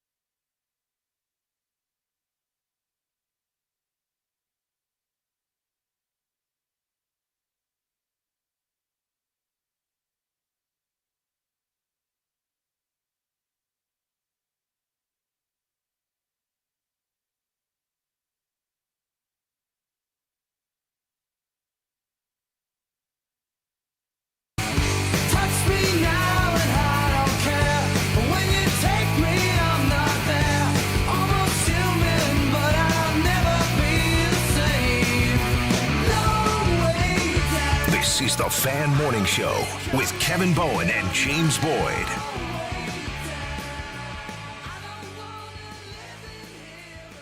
Mark Dykton, excellent on his music here on this it's a Monday now that I think about it. I was so excited. You got me energized. I'm thinking it's Tuesday. Jumping the gun. I'm ready for some young You better jock. not be here tomorrow. You're in the wrong place. Yeah, exactly. Yes, I will not be here tomorrow. James, you got that. How will you remind yourself not to drive here tomorrow versus Grand Park? It isn't that hard for me. I just remember it because Oh, jeez, he's just so gifted. He's such a talent. He just I remembers don't think it. it's a gifted thing. That's Kevin, why we've he's the talked king about of this mall media. literally for the last month. I know, but I'd still get my car and it's just daily routine. If you show up at this establishment tomorrow and I'm out there by myself with my Snuggie at Westfield, we're going to have problems. Mark, You're going to know you're in the wrong place when you see my pants hanging up in the window and you're like, oh, wait, I need to be out of here right now. That'll be quite the visual. Mark, I'm not going to name any names, but, maybe in years past we've had some past hosts maybe show up in the wrong spot or two. Please tell me Jake Query did not do this. I'm not, like I said, I'm not going to name any We'll names. talk about it at 9:55. We Jake have, now wears his credential around his neck everywhere he goes. I'm letting you know that right now. we have a Daniel Jones, Alec Pierce health updates, plural, to get to here in just a second. But you said you do have a training camp question? Yes, and this isn't necessarily Colts related, but I figured, and I want to hear from the listeners as well, what are your training camp essentials? You talked about being prepared for tomorrow's show, prepared for the week. There are a couple of things that I need in the backpack, in the car. So attending training camp. Attending training camp that I normally don't have. Like, for example, I'm like thinking to myself, man, do I have my sunscreen lotion? I probably got to go get some more to keep it in the backpack. I got to get the new bucket hat. I got to make sure I got some water, bananas, things like that. So for you, Kevin, besides Blue Powerade, what things are you saying these are my training camp essentials to make sure I am in elite performance? We're always here, guys in the best shape of their life. What are you doing to be in the best shape of your life? Well, shout out to listener Ken because he greets us each morning at Grand Park with cold ice waters. That is very appreciative. Love Ken, but he's not there on Fridays. So Friday we don't get our cold water. But That's why I'm saying you got to be prepared. I know. So I got to note that because we do have one Friday show coming up here this week. So Ken covers that. You're 100% right on sunscreen. Now I don't know about you. You're a big shoe guy. Yeah. You're much more of a shoe guy than a hat guy, right? Yeah. I like wearing some hats, but I've got hats I want to sweat in and hats I don't want to sweat in. Exactly. So I've got the sweat hats that are now in the trunk. Smart man. So those are needed for me. As do I. I have the shoes that are like, whatever. If they get stepped on or grass, whatever, fertilizer, it's fine. Yeah. And are we back at the hotel down the street to work out of as well? I think we are. Okay. I'm trying to think what else essential wise. Like, do you have a snack? Because every now and then I'm like, man, I'll probably have to go to the store today. I'm not really a big snack guy, but considering we'll be out there from 7 in the morning, practice starts at 10, practice, let's say all the interviews over by about 12, that's 5 hours. I might be a little hungry. Yeah, and usually I'm team lunch at 10:45. Yeah, but I don't got time for lunch at 10:45 if we're going to be out there for practice. That's a good point. I haven't thought that through yet, and I do need to check some of my notebooks, because we do get to watch full training camp practice. Yeah. I've got some good IMS ones. These ones here. Oh, so you're a true journalist. Yeah. I'm a millennial, so I'm using the Notes app. It's got the wing and wheel on it. So you go Notes app. I go Notes app. Kevin has the fedora that says press on it when he's at training camp.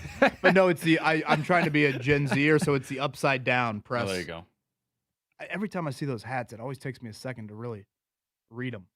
Here listener Colleen, you need sunscreen, sunglasses. Yes, see, I forgot. I got to make sure the sunglasses are in the car. Now, I've got prescription, obviously, glasses. You guys know that. Yeah. And so I've got the little flip down for the sun. I'll be in contacts tomorrow, and I will definitely have my sunglasses. She says a hat and, of course, proper Colts gear. In addition, she'll have a Sharpie for autographs and a camera for photos. See, Colleen's prepared. Call on that. Yeah. Good call on that. Yeah, autographs. Yeah. I think they've actually announced which position groups will be signing each day. If you want to take a look on, I think it's Colts.com for that. But Kevin's shower in a bag. Got to have those. See, now we got Damon Fields here in the YouTube chat. James with the Snuggie and PBJ and Sippy Cup. Relax, okay? But now that I think about it, I might want to give me a little, Uncrustable in the backpack. Now, last year we had didn't we have a listener bring a ice cold Blue Powerade? Oh, you were foaming at the mouth for it. Mark, Is this him Mark, begging for it again? I mean, they were doing that out of the kindness of their heart. You shouldn't beg for things. I thought I was Joe Namath with Susie Colbert. I want to kiss you. I was. Oh my gosh! I was like, where do I draw the line here? I just went right over to the rope and a nice big old hug there. This is from Caleb. I'm going to camp Thursday, taking my 1-year-old son. I was curious where exactly to park to access the fields. I've never been to that part of Grand Park. Thanks for any help you can provide. So, James, I would encourage 191st. You're going to, if you're coming from, I guess, the Indy area, which I don't know where Caleb lives necessarily, but what is that?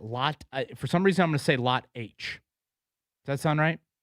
I think it's Lot E that I park in. Okay. That we park in. Whatever's Lot off E. of like 191st Yes. and Spring Mill. Yes. Yep. That would be your lot. And if I remember correctly, and again, Mark, maybe double check this on the Colts website. I want to say the weekday morning practices, free for entry, but you do need to access a ticket. So get a ticket online. And then I want to say parking is $5. And I believe all proceeds go to, I think it's still the Girls Flag Football Initiative for the Colts there.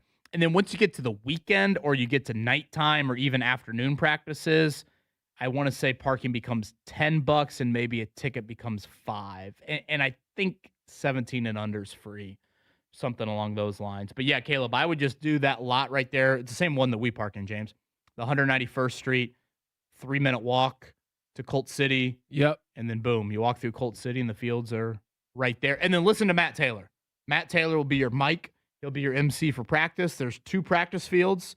You'll see them utilize both practice fields early on in practice. But when they get to the 11-on-11 drills, they typically focus on one field for those. Yes. So listen to Matt Taylor. He'll alert you field 1 or field 2. There's signs there.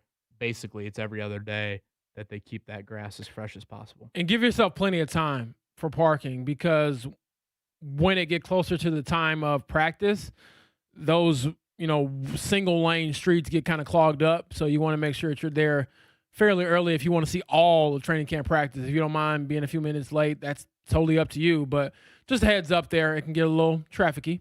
Especially on the weekend days and when you get into night practice as well. He had the coldest looking blue Powerade I've ever seen. And I mean, my mouth was watering. I mean, I thought to myself, that thing looks immaculate. I want that thing. Just, Mark, go ahead and clip it out. I'm isolating all the sound. I mean, that just looks beautiful. I wanted it in my mouth. God, Kevin, you didn't have to go that far. I did. I'm not ashamed to say it. I did. And it tasted great. Oh, geez. And if we're going to get some hot weather the next few days, I think I might grab another one and put it in my mouth. Kevin. Good grief. Thank God we're out the rest of the week. Oh, my God. Oh, this dude got my stomach hurt, man. Oh, my God. Is this where I transition to Alec Pierce and Daniel Lord Jones have injury You can update? try to do whatever you want right now. I don't even know if we're on the air. Oh, Lord. Boy, tomorrow 9 o'clock hour, hopefully some Colts players will join us because anything will be better than what we're going to queue up here this 9 o'clock hour. All right, Shane Steichen. Well, first, let me start here. I thought Shane Steichen on Saturday was awesome on the flag football broadcast. Yes. Okay, quarterfinal game, Buccaneers, Commanders. It's him, Chris Rose, and Kyle Brandt. Chris Rose and Kyle Brandt, great job in studio with Shane Steichen. Taylor Tannenbaum on the sideline. Shout out to Taylor Tannenbaum. Shout out to the GOAT. They oftentimes had Shane Steichen say, hey, let's toss it to Taylor, because he says that a lot on the headset. So he tossed it down to Taylor Tannenbaum several times. But Shane Steichen, Jonathan Taylor, Taylor Tannenbaum, 2 Pro Bowl athletes right there. 2 elite Hall of Famers right there. Shane Steichen is in his element when that man is talking ball. And him reacting to each of these plays from the flag football teams, and again, he coaches his son in flag football, you will feel Shane Steichen's energy and really his football mind. I mean, he was giving advice on what play calls he would do here, going for 2 and going for the win here. They had one of the coaches mic'd up. He kind of offered some, analysis really on the coach of the Commanders team there. It was great. He was truly like, people ask me, does Shane have personality, blah, blah, blah. I'm like, he does. It just comes out a lot when he's talking football. And I know it sounds weird to say, but it 1000% came out on Saturday. Now, he did give us one bleep moment here. Now, Mark, you have to bleep out SH, right? Well, yeah. That's on the list. I'm trying to think what is not on the list. I think we're just letting it fly on here. Well, I mean, ESPN let one fly on Saturday when I think it was the Commanders quarterback's dropping back. Buccaneers pass rusher comes after him. Commanders quarterback does a great job of eluding him, and Shane Steichen just naturally, because he can't help himself, gives it bleep, and actually says the word there, and then try to correct himself with more of the Phillip Rivers language. He also was really complimentary on the Cantina chips at Chili's. Oh. I love myself a skillet queso. If those are the same, those are delicious. At Chili's on Sunday. That was the three dipper? Triple dipper, yes. Triple the triple dipper? dipper will get you right. I don't care what city I'm in. If I'm ever like, man, there's not much around, I will find a Chili's. So I think it was the Buccaneers team. The coach promised them the triple dipper if they won the game. Oh, boy. And Shane That'll Steichen motivate me. chimed in and said the Cantina chips are awesome at Chili's. So a heavy endorsement there from Shane Steichen on that. But basically, the two injury updates, James Boyd, sounded like this. On Daniel Jones, he will be a full participant when we start this week, and that includes team drills. Great. So, yes, I would say box checked, right? For Yep. Daniel Jones. For Alec Pierce, the tone was a little different. The phraseology was we need to get him ramped up during camp, and the goal is to be ready for week 1. Oh, boy. That's similar phraseology I've heard with DeForest Buckner. Yes, that was exactly what he told me when I spoke to him previously at his kids camp probably over a month ago at this point. So whenever you hear a player say the goal is this, that's great, but that also means, well, you can't give me a definitive timeline just yet. Of course, we will pry for more information from Coach Steichen and GM Chris Ballard later this week, or perhaps even from Alec Pierce himself. But yeah, that is not what I want to hear or what any Colts fans want to hear on the eve of training camp. So we don't know if this will 1,000% be news, but just to maybe wave the caution flag a little bit more on this, we very well, James, by this time tomorrow or by lunchtime tomorrow, we could hear that DeForest Buckner and or Alec Pierce will be starting training camp on the physically unable to perform list. That is PUP, as we refer to the acronym quite often here. And just to remind everybody for PUP, James, they can come off that list at any point. Yeah, like you could be on there for the first day of training camp and be right off of it the next day. 12 hours, 12 days. Yeah. Zaire Franklin was on it for quite a while last year. But typically, if you do land on that list, you're on it for, at least in my experience, Kevin, you've done it longer than me, about a week or so. Yeah, you're on it for a period of time usually. So we'll see what that brings in. I mean, every year there's usually somebody who has something that's kind of lingering. And who knows, Kevin? I do feel like every year there's always somebody that pops up with something too that we didn't foresee. I know. So that is a question we always have to ask. You talk about what we need to throw at Chris Ballard. One of them is, okay, who's going to be on the physically unable to perform list that you did not name? Because sometimes it isn't explicit. Yeah, I mean, I don't want to I guess I'll bring this up because it's a news item right now in the NFL. I'm not speaking specifically to this, but like you did see the story, and thankfully all parties are okay, but the Kyle Shanahan story. Yes, God bless him. You know, in a very serious car accident by all accounts. And again, these guys have been away from the team for a month and a half. A lot can happen in the month and a half. For sure. And I remember Anthony Costanzo one year, it was a hamstring issue. He had working out, and that ended up, I think, costing him time in the regular season, if I remember correctly. And again, it was a news item that popped up on report day. So those are just some of the things that I guess, keep an eye out for once we get to tomorrow. Do you think you'll cut that Powerade description maybe as like one of the more descriptive Marconis out there, Mark? I mean, I've already cut it if that's what you're asking. I just can't believe you went there.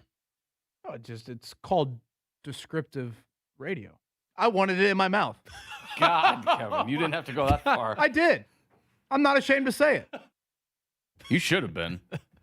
Lord, the things that are overheard on these I'm airwaves. 36 years old, man. You can't be worried about that stuff anymore. That is probably a good way to look at life. But you still didn't have to go there. You knew what you were doing. Mark, don't you have a bachelor party coming up? Do. Yeah, in a few weeks. So. What did we settle on? So is Mark going to miss some more time here? No. That's on the weekend. No. What do we settle on? What's the agenda? We are golfing, my friend. Let's go. Hitting the links. So actually, this weekend I'm out there golfing for my uncle's annual outing that we do every single August, and then a couple weeks later, getting the boys all together for the bachelor party. Nice. Let's go. I'm excited. You gonna hit up the driving range at all this week? Probably. Don't know how well it's gonna do, but yeah, we'll probably once we get in town. I told my dad probably go swing a couple sticks and some bucket of balls. So Now- we'll get out there. So bachelor party, just golf, and if I remember correctly, your brother was not a casino guy. No, we're not doing casino guy, but we are doing some golfing. Because I had that chip I could have given you. The guy paid me in the lemonade. I know. stand I could for have seen if it was. Well, I don't know if we're going to chip. Cincinnati though, so that was the other issue. But no, should have some good times. Got some other irons in the fire for things, but should be a good time. Got about a dozen guys coming out, so should be good. I love it. I love that. James Boyd, you ever thought about a bachelor party destination if you ever get on a knee? I'm not sure. Where'd you do yours? I was Cincinnati. Seriously? Yeah. We went to we played golf. We went to casino and we did a Reds game. See, I wouldn't mind. We actually stayed on the Kentucky side. We a house that was big enough for about 12. Mhm. Okay. And then it was a great time. And we did it, if I remember correctly. Boy, I think I left. It was after a Colts Ravens joint practice up at Grand Park. And I think I left like Friday at like noon or 2 and then drove down 74 and there you go. Not bad. I I haven't did, given this much thought, but as you can imagine, I haven't given marriage much thought at all. We did the Wrigley rooftops for a game. So we did Cubs Pirates back in the day, all inclusive food and drinks. Took a party bus up to Chicago and then just caused some mayhem up there. See, I feel like that sounds like more my speed, where if I'm just around sports, my best friends in life, just chilling, having a good time, good weather, I'm cool with that. You get some pick up hoops in. Yeah, I guess I suppose. In that case, and I think at that point, JMV would have to be a groomsman. He'd be so mad if I didn't invite him. We could have the pool party at J&V's afterwards, right? I know. He'd probably make you like play basketball the next morning. Yeah. Or the day of. Hey, you feeling nervous? Come get some shots up before. You'll be all right. Can you imagine a torn ACL in the morning of the wedding? Oh, boy. Limping down the aisle. Again, boys, I am very big on stretching. I will stretch. They will make fun of me. JMV will call me whatever. I don't care. I'm stretching and I'm jogging. I'm warming up the engine. No judgment right here. That is smart by you. Smart. I do. I will have to run a last 40-yard dash at Grand Park. It has to get done. So for those listening, if you want your kids to lose, line up against me. I'm handing out smoke. Well, lose and James will cut your kids in line. Yeah, pretty much. Yeah. He's still trying to get you to do the 40 at camp. No. I think I'm standing down on that because I just fear the wrath of Can't Maddie. get hurt. And one, I actually seriously don't want you to get hurt. But I could just imagine Maddie's reaction, and I don't want her to get mad tangentially from you to me. No. I think that she thinks, I haven't met her, but I think that she thinks fairly highly of me. I think she probably shook her head when we did our little, in the boys going down, Soldier Boy, those types of dances. But that's one thing. Dancing on the radio is one thing. Tearing the old Achilles is another. I think she said James looks cute doing the fair enough young jock. I want that to be her remembrance of me, not, oh boy, this idiot co-host that my husband works with made him get out there and do something he wasn't supposed to. He's the reason I'm having to balance 3 children while my husband lays on the couch and yells at Bryson DeChambeau. Bryson, Westfield, Indiana, here in a few weeks. Are we sure? Well, have we gotten he's got to come stomping through. He definitely gonna be stomping through. Cut down your heather. I see the corn as high as you know what right now. All of a sudden, Bryson might come through and just start stomping on all crop circles. that No, Bryson DeChambeau came through about 15 minutes ago. Mark, let's check it down. The Morning Checkdown on 93.5 and 107.5 The Fan. Scheduled day Grand Park for us. We'll be out there the next 4 days. Again, it's report day tomorrow. We will hear from Chris Ballard. Typically, that's right around noon time, so we'll keep you updated on that. And then morning practice, Wednesday, Thursday, Friday, 10 a.m. start times each of those 3 days. Saturday, I think it's a 4 o'clock start time on Saturday. Nothing Sunday, and then a morning practice next Monday and Tuesday. Their lone night practice, legit 8 o'clock start time, is a week from Thursday. So it's an early look at the schedule there at Grand Park. Speaking of the schedule, it's ramping back up for the Indiana Fever. They're out west, Seattle, where they are today. They'll take on the Storm tomorrow night. That is a 9:30 tip. James All-Star Weekend. The Fever had quite a lot of activity there on the floor and certainly off the floor as well with the various appearances. And did I see President Barack Obama having some words for Caitlin Clark? Yes, he was showing some love to CC for dealing with all the madness around her. We've talked about it here on these airwaves. The worst thing you can say about Caitlin Clark is that she perhaps has a bad attitude on the basketball court. Other than that, she handles everything else with a ton of grace and class. And remember, she's 24, and he told her that, like, hey, I got famous when I was in my 40s. You're famous in your 20s, and you're handling it very well. And then beyond that, the old basketball, which is why everyone was gathered there, was pretty good. I thought it was a little bit better than the NBA All-Star game, Kevin. It wasn't a whole lot of defense, but it also wasn't, like, terribly awful where you're like, okay, these guys need to just sit down somewhere. It was entertaining, which is what I wanted. Again, so it'll be at Seattle coming up Tuesday, at Portland on Friday, and then Minnesota, the best team in the league, awaits Sunday afternoon. They have yet to play the Minnesota Lynx here this year. Brickyard 400 came and went. Certainly a lot of people, understandably, not too thrilled with the lack of entertainment when it comes to that race. Corey Heim is your winner over there. Probably not a household name. The 24 years old, not even a full-time driver. I actually won out in San Diego a few weeks back, but still not someone that I think a lot of people recognize. Now, this is the 23-11 team, so the Michael Jordan, Denny Hamlin team that won last year with Bubba Wallace. So Christopher Bell, your runner-up, Joey Logano third, and shout out to Mitchell, Indiana's Chase Briscoe, definitely his best Brickyard finish. He finished fourth, and he has made that very clear how much that race means to him. Did I see Obi Toppin, little pace car action? That you did. And I must say, did I see Obi Toppin or did I see Tyrese Halliburton with that through-the-legs dunk over the weekend, if you want to tie it all together? Yeah, I didn't know Tyrese had that bounce. World-class athlete, baby. He looks very healthy, looks back to being at 100% strength, which is what you want to see for a guy who's taking so much time off, and will return to an Eastern Conference that looks a little different than it did the last time he was around. Mark, any Marvel night or Bluey Day for the Dykton family this weekend? We did not get out to Victory Field this weekend, but we were buying tickets as we did. The girls finished their summer reading program at the library, got some vouchers, so we're going to head out to Victory Field in the near future. So I don't know what the crowds ended up being. Boy, someone here on the text line said they held their bachelor party in turn 3 for the 2010 Indy 500. How in the world are you alive? Oh, my God. Or married. Well, I guess we don't know if they're still married. But they went to an IV bar afterwards to get rehydrated. Can you imagine? That does sound like a lot, but I don't doubt the union. You do that, the missus trusts you. Man, unbelievable. Yeah, shout out. Foreign tours continuing for IU down in Peru. Purdue, north of the border there. LeBron James announced just after you guys signed off on Friday to the Philadelphia 76ers. You believe in the 76ers with this makeup? They'll have a chance. He is trying to become the first player in NBA history to win a championship with 4 different franchises. So I'm excited about it, mainly because he just ups the ante in the Eastern Conference. And as I've been telling you all, aside from the in-season tournament group, which now is what you said, the Knicks, Pacers, Heat, and I'm missing one. Cavs, or is it Knicks? I mentioned the Knicks. Knicks, Cavs, Sixers, Heat. Yeah, that's a great group for the Pacers to kind of see where they stack up in the Eastern Conference. But beyond that, I want, come April, May, LeBron James and the Sixers facing Tyrese Halliburton and the Pacers in the playoffs. And when the Pacers knock them off, Tyrese sends LeBron the old 6 laughing emojis to say, huh, you could have came here. That would be great, to say the least. Player option, right, on the second year? Yeah, but that deal. I've said for the last couple of years, I think LeBron gets to 25 years, quarter century in the NBA, and then walks away. What will this be? 24. So play this out is what you're saying? Play this out, play next year, and then that's it. Gosh, that is great.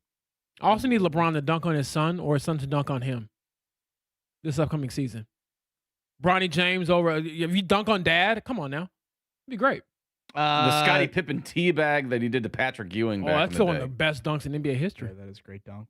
Michael Lombardi on paid administrative leave from the North Carolina Tar Heels.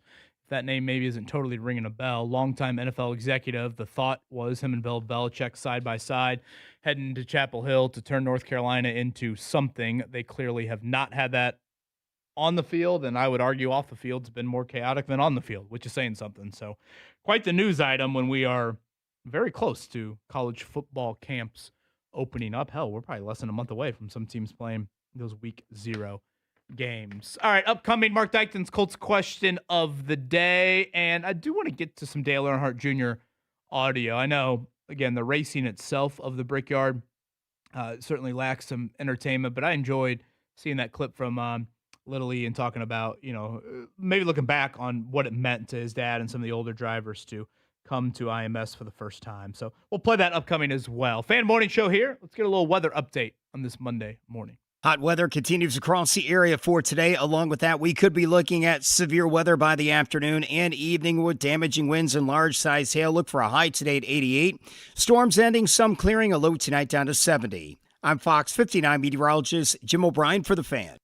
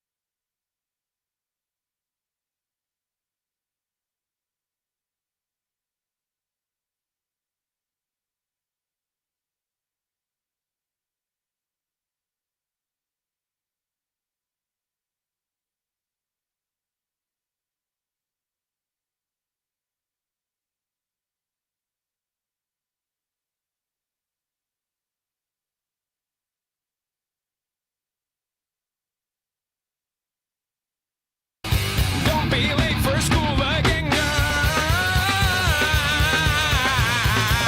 Thank you, I'm live. Thank you, and I'll tell the wife I want to ship. This is the Fan Morning Show with Kevin Bowen and James Boyd.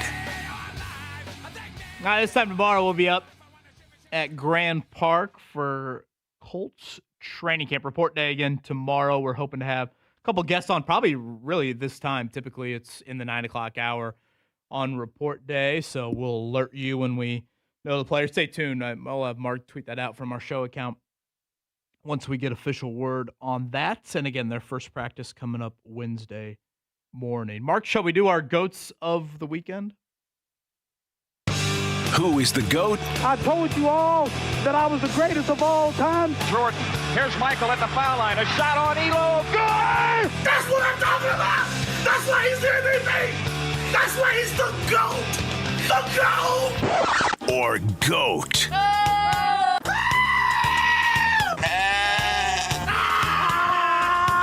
This guy sucks. Of the week. All right. How about Mark Dykton? How about you start us off, Mark? I know you're going to be off tomorrow, hanging with the kids one final day before they go back to school. Go ahead and lead us off. All right, let's go out to Wrigley Field for my good. That was the Savannah Bananas at Wrigley Field for the first time. And from everything I saw online, it looked glorious. They had Kerry Wood dressed in ivy camouflage against the ivy-covered outfield. No one could really see him for a long time until he emerged. Then he pitched in one of the wilder pitches I've ever seen. I don't care if it's a major league game or not. He threw a perfect strike behind his back. If you haven't seen it, check it out. David Ross came out, took his shirt off. Henry Rowan Gardner from Rookie of the Year was in the outfield. He threw out the ceremonial first pitch, and they reenacted the opener of Rookie of the Year. If you've ever seen that movie, a kid's classic. Very cool to see. Amen to that. I got some chills, honestly, seeing a little Kerry Wood action. I know it pains me to say that, but his 20 strikeout game is a early childhood memory for me. So I thought that was a pretty cool scene. The crowd around the Savannah Bananas is insane. I mean, they are a massive draw. Oh, yeah. It is wild. James Boyd, what do you got? My good GOAT of the week/weekend will be Kelsey Mitchell, Indiana Fever star. She's played in her fourth straight All-Star game, well-deserved for her. Finished with the game high 28 points. I just think that character-wise, she's one of the realest players in the WNBA, one of the most even-keeled, doesn't really get rattled by anything. And I think that mindset, that leadership really helps with a team that has high expectations. So we talked about it last week a lot, actually, with Mark, about how this year it could be make or break with this group, with finances and things like that. Who's to say Kelsey Mitchell, who's on a one-year deal, will be back here next year? I'm not so sure that is a foregone conclusion, but for now, I want to give her flowers.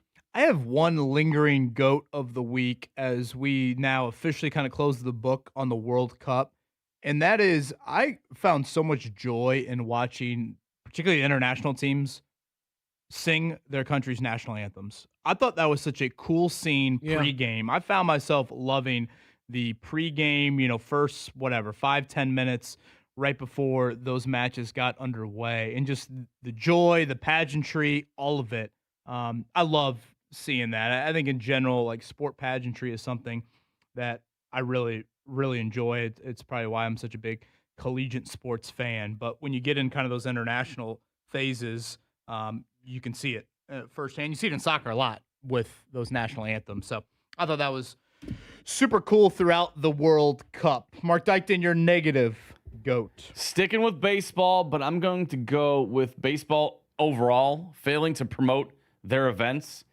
Baseball Hall of Fame over the weekend, Andrew Jones, Carlos Beltran, Jeff Kent all went into Cooperstown. Pretty notable household names, I would say. I consider myself a pretty big baseball fan. I didn't even know it was taking place.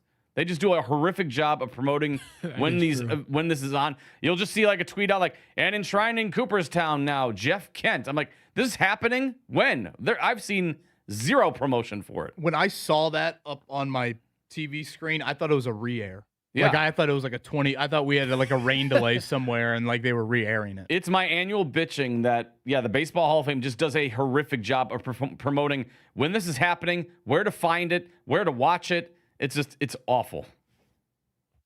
So my bad goat of the week. Don't you love following each other in the goats of the week? It's like, who can get more negative? Yeah.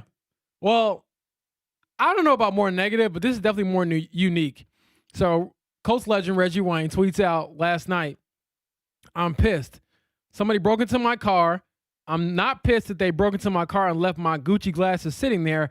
I'm pissed that they broke in my car and stole my bowling shoes and didn't take my 2 bowling balls. Or my bowling ball is not good enough. And he has the 2, mad emojis. So my bad goat is whoever broke into Reggie Wayne's car. But to maybe answer Reggie Wayne's question, Coach Reg, it's easier to run with some shoes than it is to run with 2 bowling balls. I don't think that's exactly the escape artist tactic there. I mean, unless you got some really It's like strong carrying guys. 2 watermelons out of the old grocery store. I imagine the ball isn't exactly the lightest thing in the world. That's probably why they were left behind. The Gucci sunglasses, though, that's a miss. You could throw those on your head. I mean, come on now. But don't be breaking into people's cars, man. What pound bowling ball do you guys rock with? Do I? Yeah. I'm usually like a 12, 13. Yeah, that's about right. I go 13, but then if I'm just trying to go for one pin, then I go higher weight so the ball doesn't move as much. That's strategy there. I don't have any strategy when What's I'm the bowling. highest? It's usually 16 just pounds? Is trying to that go the to highest? gutter. Yeah, I feel like 15. I can't be dropping anything on my toe these days. I don't know. Maybe it would help my big toe. What's Coach Reg throwing out there, you think? Oh, yeah. I mean, people that are into bowling, they are pristine with, I can only imagine the bowling balls and the shoe action there for Reginald Wayne. My negative goat, this is just more of an industry-wide thing, and I hated to see the news items last week. Just the layoffs at ESPN. I get that we work in a volatile industry, and largely we know what we've signed up for. But, I say this quite often about injuries in sports. I wish I could just video game it and, go into the settings and turn off injuries. I wish I could turn off layoffs. Yeah. Because oftentimes it's not an indicator of how that person has done at their specific job. And, again, I say this all industries, but it seems to kind of hit our world. And I look at ESPN as, in many ways, the gold standard or the peak, or, is always a dream of mine. And to see some of the names as well that got laid off and, to see some of the background people who, had worked there for years. And I understand they just bought NFL Network, so there is an element of that as well. But I just hate seeing that news anytime we see it. And it seemed like this past week was probably one of the more prominent ones from many of the names we saw. And again, that doesn't include, I think, many of the hardworking people that we will never know from behind the scenes. Yeah, I echo all of that, and my heart goes out to the people who had their lives changed. It is a privilege to work in this field, but at the same time, you never want to hear about anybody losing their livelihood, especially like you said, Kevin, when you're doing the job and doing it very well. We'll sneak in a little bit of Colts here in the final segment. Still want to get to what does the Brickyard mean to NASCAR drivers. I think some people have varying opinions on that. Dale Earnhardt Jr. had, I thought, an interesting thought. We'll play that audio upcoming for you. One final time, Fan Morning Show here. Getting your week started on this Monday.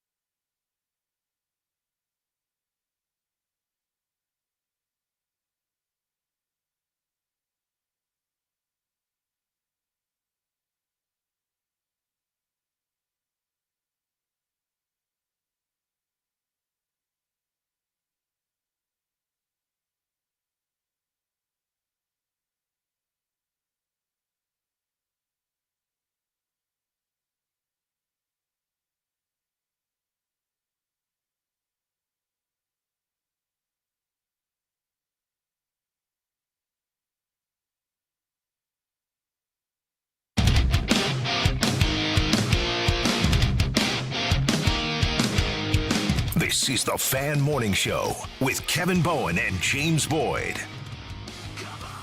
Well, this time tomorrow we'll be signing off from Grand Park. Actually, this time tomorrow we might have a guest on. Typically, the final segment of Report Day, we typically do have a guest on to close out the show. So we will likely be doing that coming up tomorrow. Again, first practice Wednesday, Thursday, and Friday, 10 a.m. start times. Each of those 3 days. Do want to get to a little bit of Colts. But, Mark, will you play this Dale Earnhardt Jr. audio? This was from, I think it's TNT, and Dale Earnhardt Jr. kind of providing maybe a little bit of context around kind of what IMS and what the Brickyard means to NASCAR drivers, or certainly meant to his dad. I know a lot of people have opinions on the race itself, and you watch it yesterday, and boy, I mean, the entertainment value, in my opinion, really is lacking. Just, passing in general. And again, it's not a road course built for NASCARs by any means. But this is Dale Earnhardt Jr. Giving his thoughts on what that place means to those drivers. This place is historical, more historical than any racetrack, at least in North America, maybe in the world. And I grew up, my family grew up, I was raised to turn on the Indy 500. That was one race we were not going to miss. And to come here and work the broadcast and see that firsthand, the spectacle and the grandness of the Indy 500, that is kind of what we share when we come here. We're guests at this racetrack. This racetrack was here long before NASCAR. I remember when we got the invitation to come test, when the idea was even floated back in the 90s that we might race here, we thought that was impossible. They would never let us through the gate. No way. And so I remember how excited Dad and Kyle Petty, Rusty Wallace, they all argued over who's going to be the first one onto the racetrack. It was a big competition that day. And so there's a lot of pride and appreciation on the stock car side to be here, because we're guests. And, I still feel like that today. We're very lucky and fortunate to be able to come here.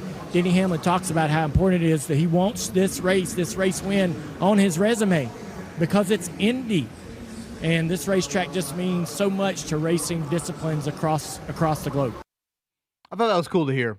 And, there was probably a little bit of like, hey, they're talking about our gem. They're talking about our place. And so you're always biased? Yeah, so we naturally want to hear people, talk about our stuff. But that seemed pretty genuine right there. And again, there's been a debate over the years about NASCAR and, how they view IMS and the oval versus the road course. And now we're north of, 30 years with the Brickyard here. But, just to hear that of, the Earnhardt family growing up, and that was the race, was the Indy 500, and, arguing who was going to be the first on track when they tested there in the mid-90s. I thought that was pretty cool. Jake Query just happened to walk in studio. Did you happen to hear that, Jake, at all, that Dale Earnhardt clip that was going around a little bit, and just him expressing kind of what IMS means to the NASCAR world, or what it should mean, I guess? Yeah, no, I did hear it. And he's been a great advocate. From day one, I remember him doing the story where he went, and I think he was one of them that, got bricks out of the creek. And, he certainly understands and gets it. And I do think, Kevin, I certainly understand it, that the challenge for NASCAR and for that event, as I'll probably talk about on the show, is being able to eventually get it to the point where you talk about the meaning of that event because of the now, as opposed to because of what it represents, but rather creating a new legacy. And I think it's in a tough spot because, it is still the Speedway. It is still the biggest, NASCAR is the most popular form of motorsport in North America currently, and has been for some time. So the marriage of those two is very special. But at the same time, I think to especially a lot of those younger drivers, they hear about how special it was, but they're like, yeah, but we get out on the track and we can't pass, and the crowds have gone down, and the tire debacle and all that. So there's a yin and a yang there. But there is no denying that what that track represents to a race car driver is one that if you have the opportunity to say you won at that venue, you want to win at that venue. But it's because of what happened in the past more so than because of what it represents today. So, Jake, pivoting to Colts training camp, I have a question. Did you ever show up here when you were supposed to be in Westfield? I don't think I did I, No, Kevin? no. Again, No. I'm not here to disparage. I'm just Jake. curious. Okay. Do you know? Because they hinted at someone showing up here when they're supposed to be in Westfield. I mean, I can completely. Has this happened before with somebody? I can completely understand how it would happen, but I don't think that now. No. I think Jake was always there. To be fair, though, when I was doing the morning show with Kevin, and even last year, there were the time slots that I've done typically were not parallel with the times that we have done shows out there, even the morning show back then. But I do know there were 2 dates last year where I was out there, and it was 114 degrees, and the practice was done by 9 a.m., and I was there at noon, and I looked like Forrest Gump in the middle of the desert. No, you're going to be out there a lot, right? Yeah, I'll be out there starting Wednesday the rest of the week, and then I think 2 more occasions because they have evening practice. Eventually they retreat from there, right? Yeah. But any of the days where they have practices that begin, I think 10 to 11 is each day their practice, I'll be out there. So I think we have 5 shows out there. What do we know about Corey Heim, the winner yesterday? I my hand is raised. I don't know much about the Brickyard 400. I'll be honest, I didn't either. I for a long time I thought it was the guy that used to be an actor with Corey Feldman, but he is a native of Georgia, born and raised. I don't know about raised, born in just outside of Atlanta, Georgia, and kind of one of those rising stars, Kevin. Right? I mean, Carson Hocevar, who was the pole sitter yesterday and is kind of a Kyle Busch level driver. Those guys are young and starting to have success. Heim won in San Diego, and that was his first career win. So he's now won on, a street course, and then now winning at Indianapolis. But outside of that, I didn't know a lot about him. He did a really good job. I'll say that. It was not easy to pass there yesterday, and the leads happened after the stops through the stages and the pits, and that's where you had the lead changes. But on the restarts, you still had to hit the right mark and pick the right lane, and he did that. And the burnout incident on Saturday, the yard of bricks have a sanctity to them. Is that the thought process there? Because some have reached out today and said, who cares? It's a racetrack. They can burn out wherever they want. I agree with the latter part to some extent. However, whether you agree with it or not, when a venue says to you, look, there is one 3-foot area that we ask that you have one job. If you win, you have one job. We'll do everything to promote you. We'll put your picture up all year long. The only thing we ask is that you be aware of this one area. Mark Dykton, you have a Colts question you wanted Jake's thoughts on here? Well, this is for everybody, but I think it's an interesting one. We've always talked about Kevin wants to turn the injuries off like it's Madden. So you can turn injuries off for one position completely for the 2026 Colts season. Oh. What group are you turning the injuries off for? Non-quarterback. I was going to I'll say. add that No, caveat. I don't think it's just quarterback because maybe people want to see Anthony Richardson or something like that. I could see it where you're like, we can't lose Jonathan Taylor. We got to keep him. We don't want to lose anyone in the offensive People are rooting line. for injuries to see Lord. Anthony Okay. Richardson. I got news for you. I don't know if Anthony Richardson's going to stay out. So Hype that is out question, there. I know we got to be quick, but that question, non-quarterback. What's your answer? My answer is if you remove it from quarterback, you got no storyline about the quarterbacks, right? That's true. So we got to have that element. But, we got the Jake Query.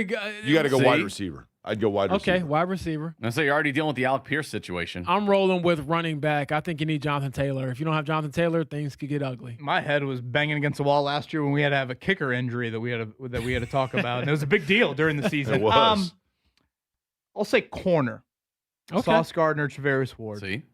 Okay. Justin Wally coming off the torn ACL. How are you going to say C? Like, if I didn't throw in the caveat there, No, Mark, I'm just saying, it was going to be No, quarterback. I don't think so. I think you lose. What was your offensive- answer then? I would say offensive line. You start losing offensive line health and everything like that. All of a sudden, Daniel Jones is a deer in the headlights, and we don't know what his status is. So yeah, I would say offensive line. I mean, to some, it is kind of crazy that. Does Mark have a flask in there? During the strategy meetings about these segments, Mark was busy watching the Savannah Bananas replay. Oh, that was All glorious. excited. I was getting 6 to midnight, Jake. Mark Man. Kevin's seen a actually blue was power planning at his Westfield. 47th comp day of the last 50 days. Mark is out. Mark is out tomorrow. I know. He is out, and he's got a bachelor party upcoming. Oh. Yeah. Not for me, but for my brother. Yeah. Yeah, Jake, if you ever did a bachelor party, where would it be? If I was to do a bachelor party, where would it be? Yeah. Well, that's a good question because that's for the best man to plan, right? Which I've done 8 times. Sure. But what was a good brag? what right a there. brag. Best man 8 times. Man. eight times I've been a best Is man. that 8 different speeches, or you just got one and you just plug in? 14 weddings and 8 times the best man. Thank you very How much. about that? Jay Query Ego alive and well on this Monday morning. People love them some me. He's got you from 10 to 1. We'll see you from Grand Park tomorrow.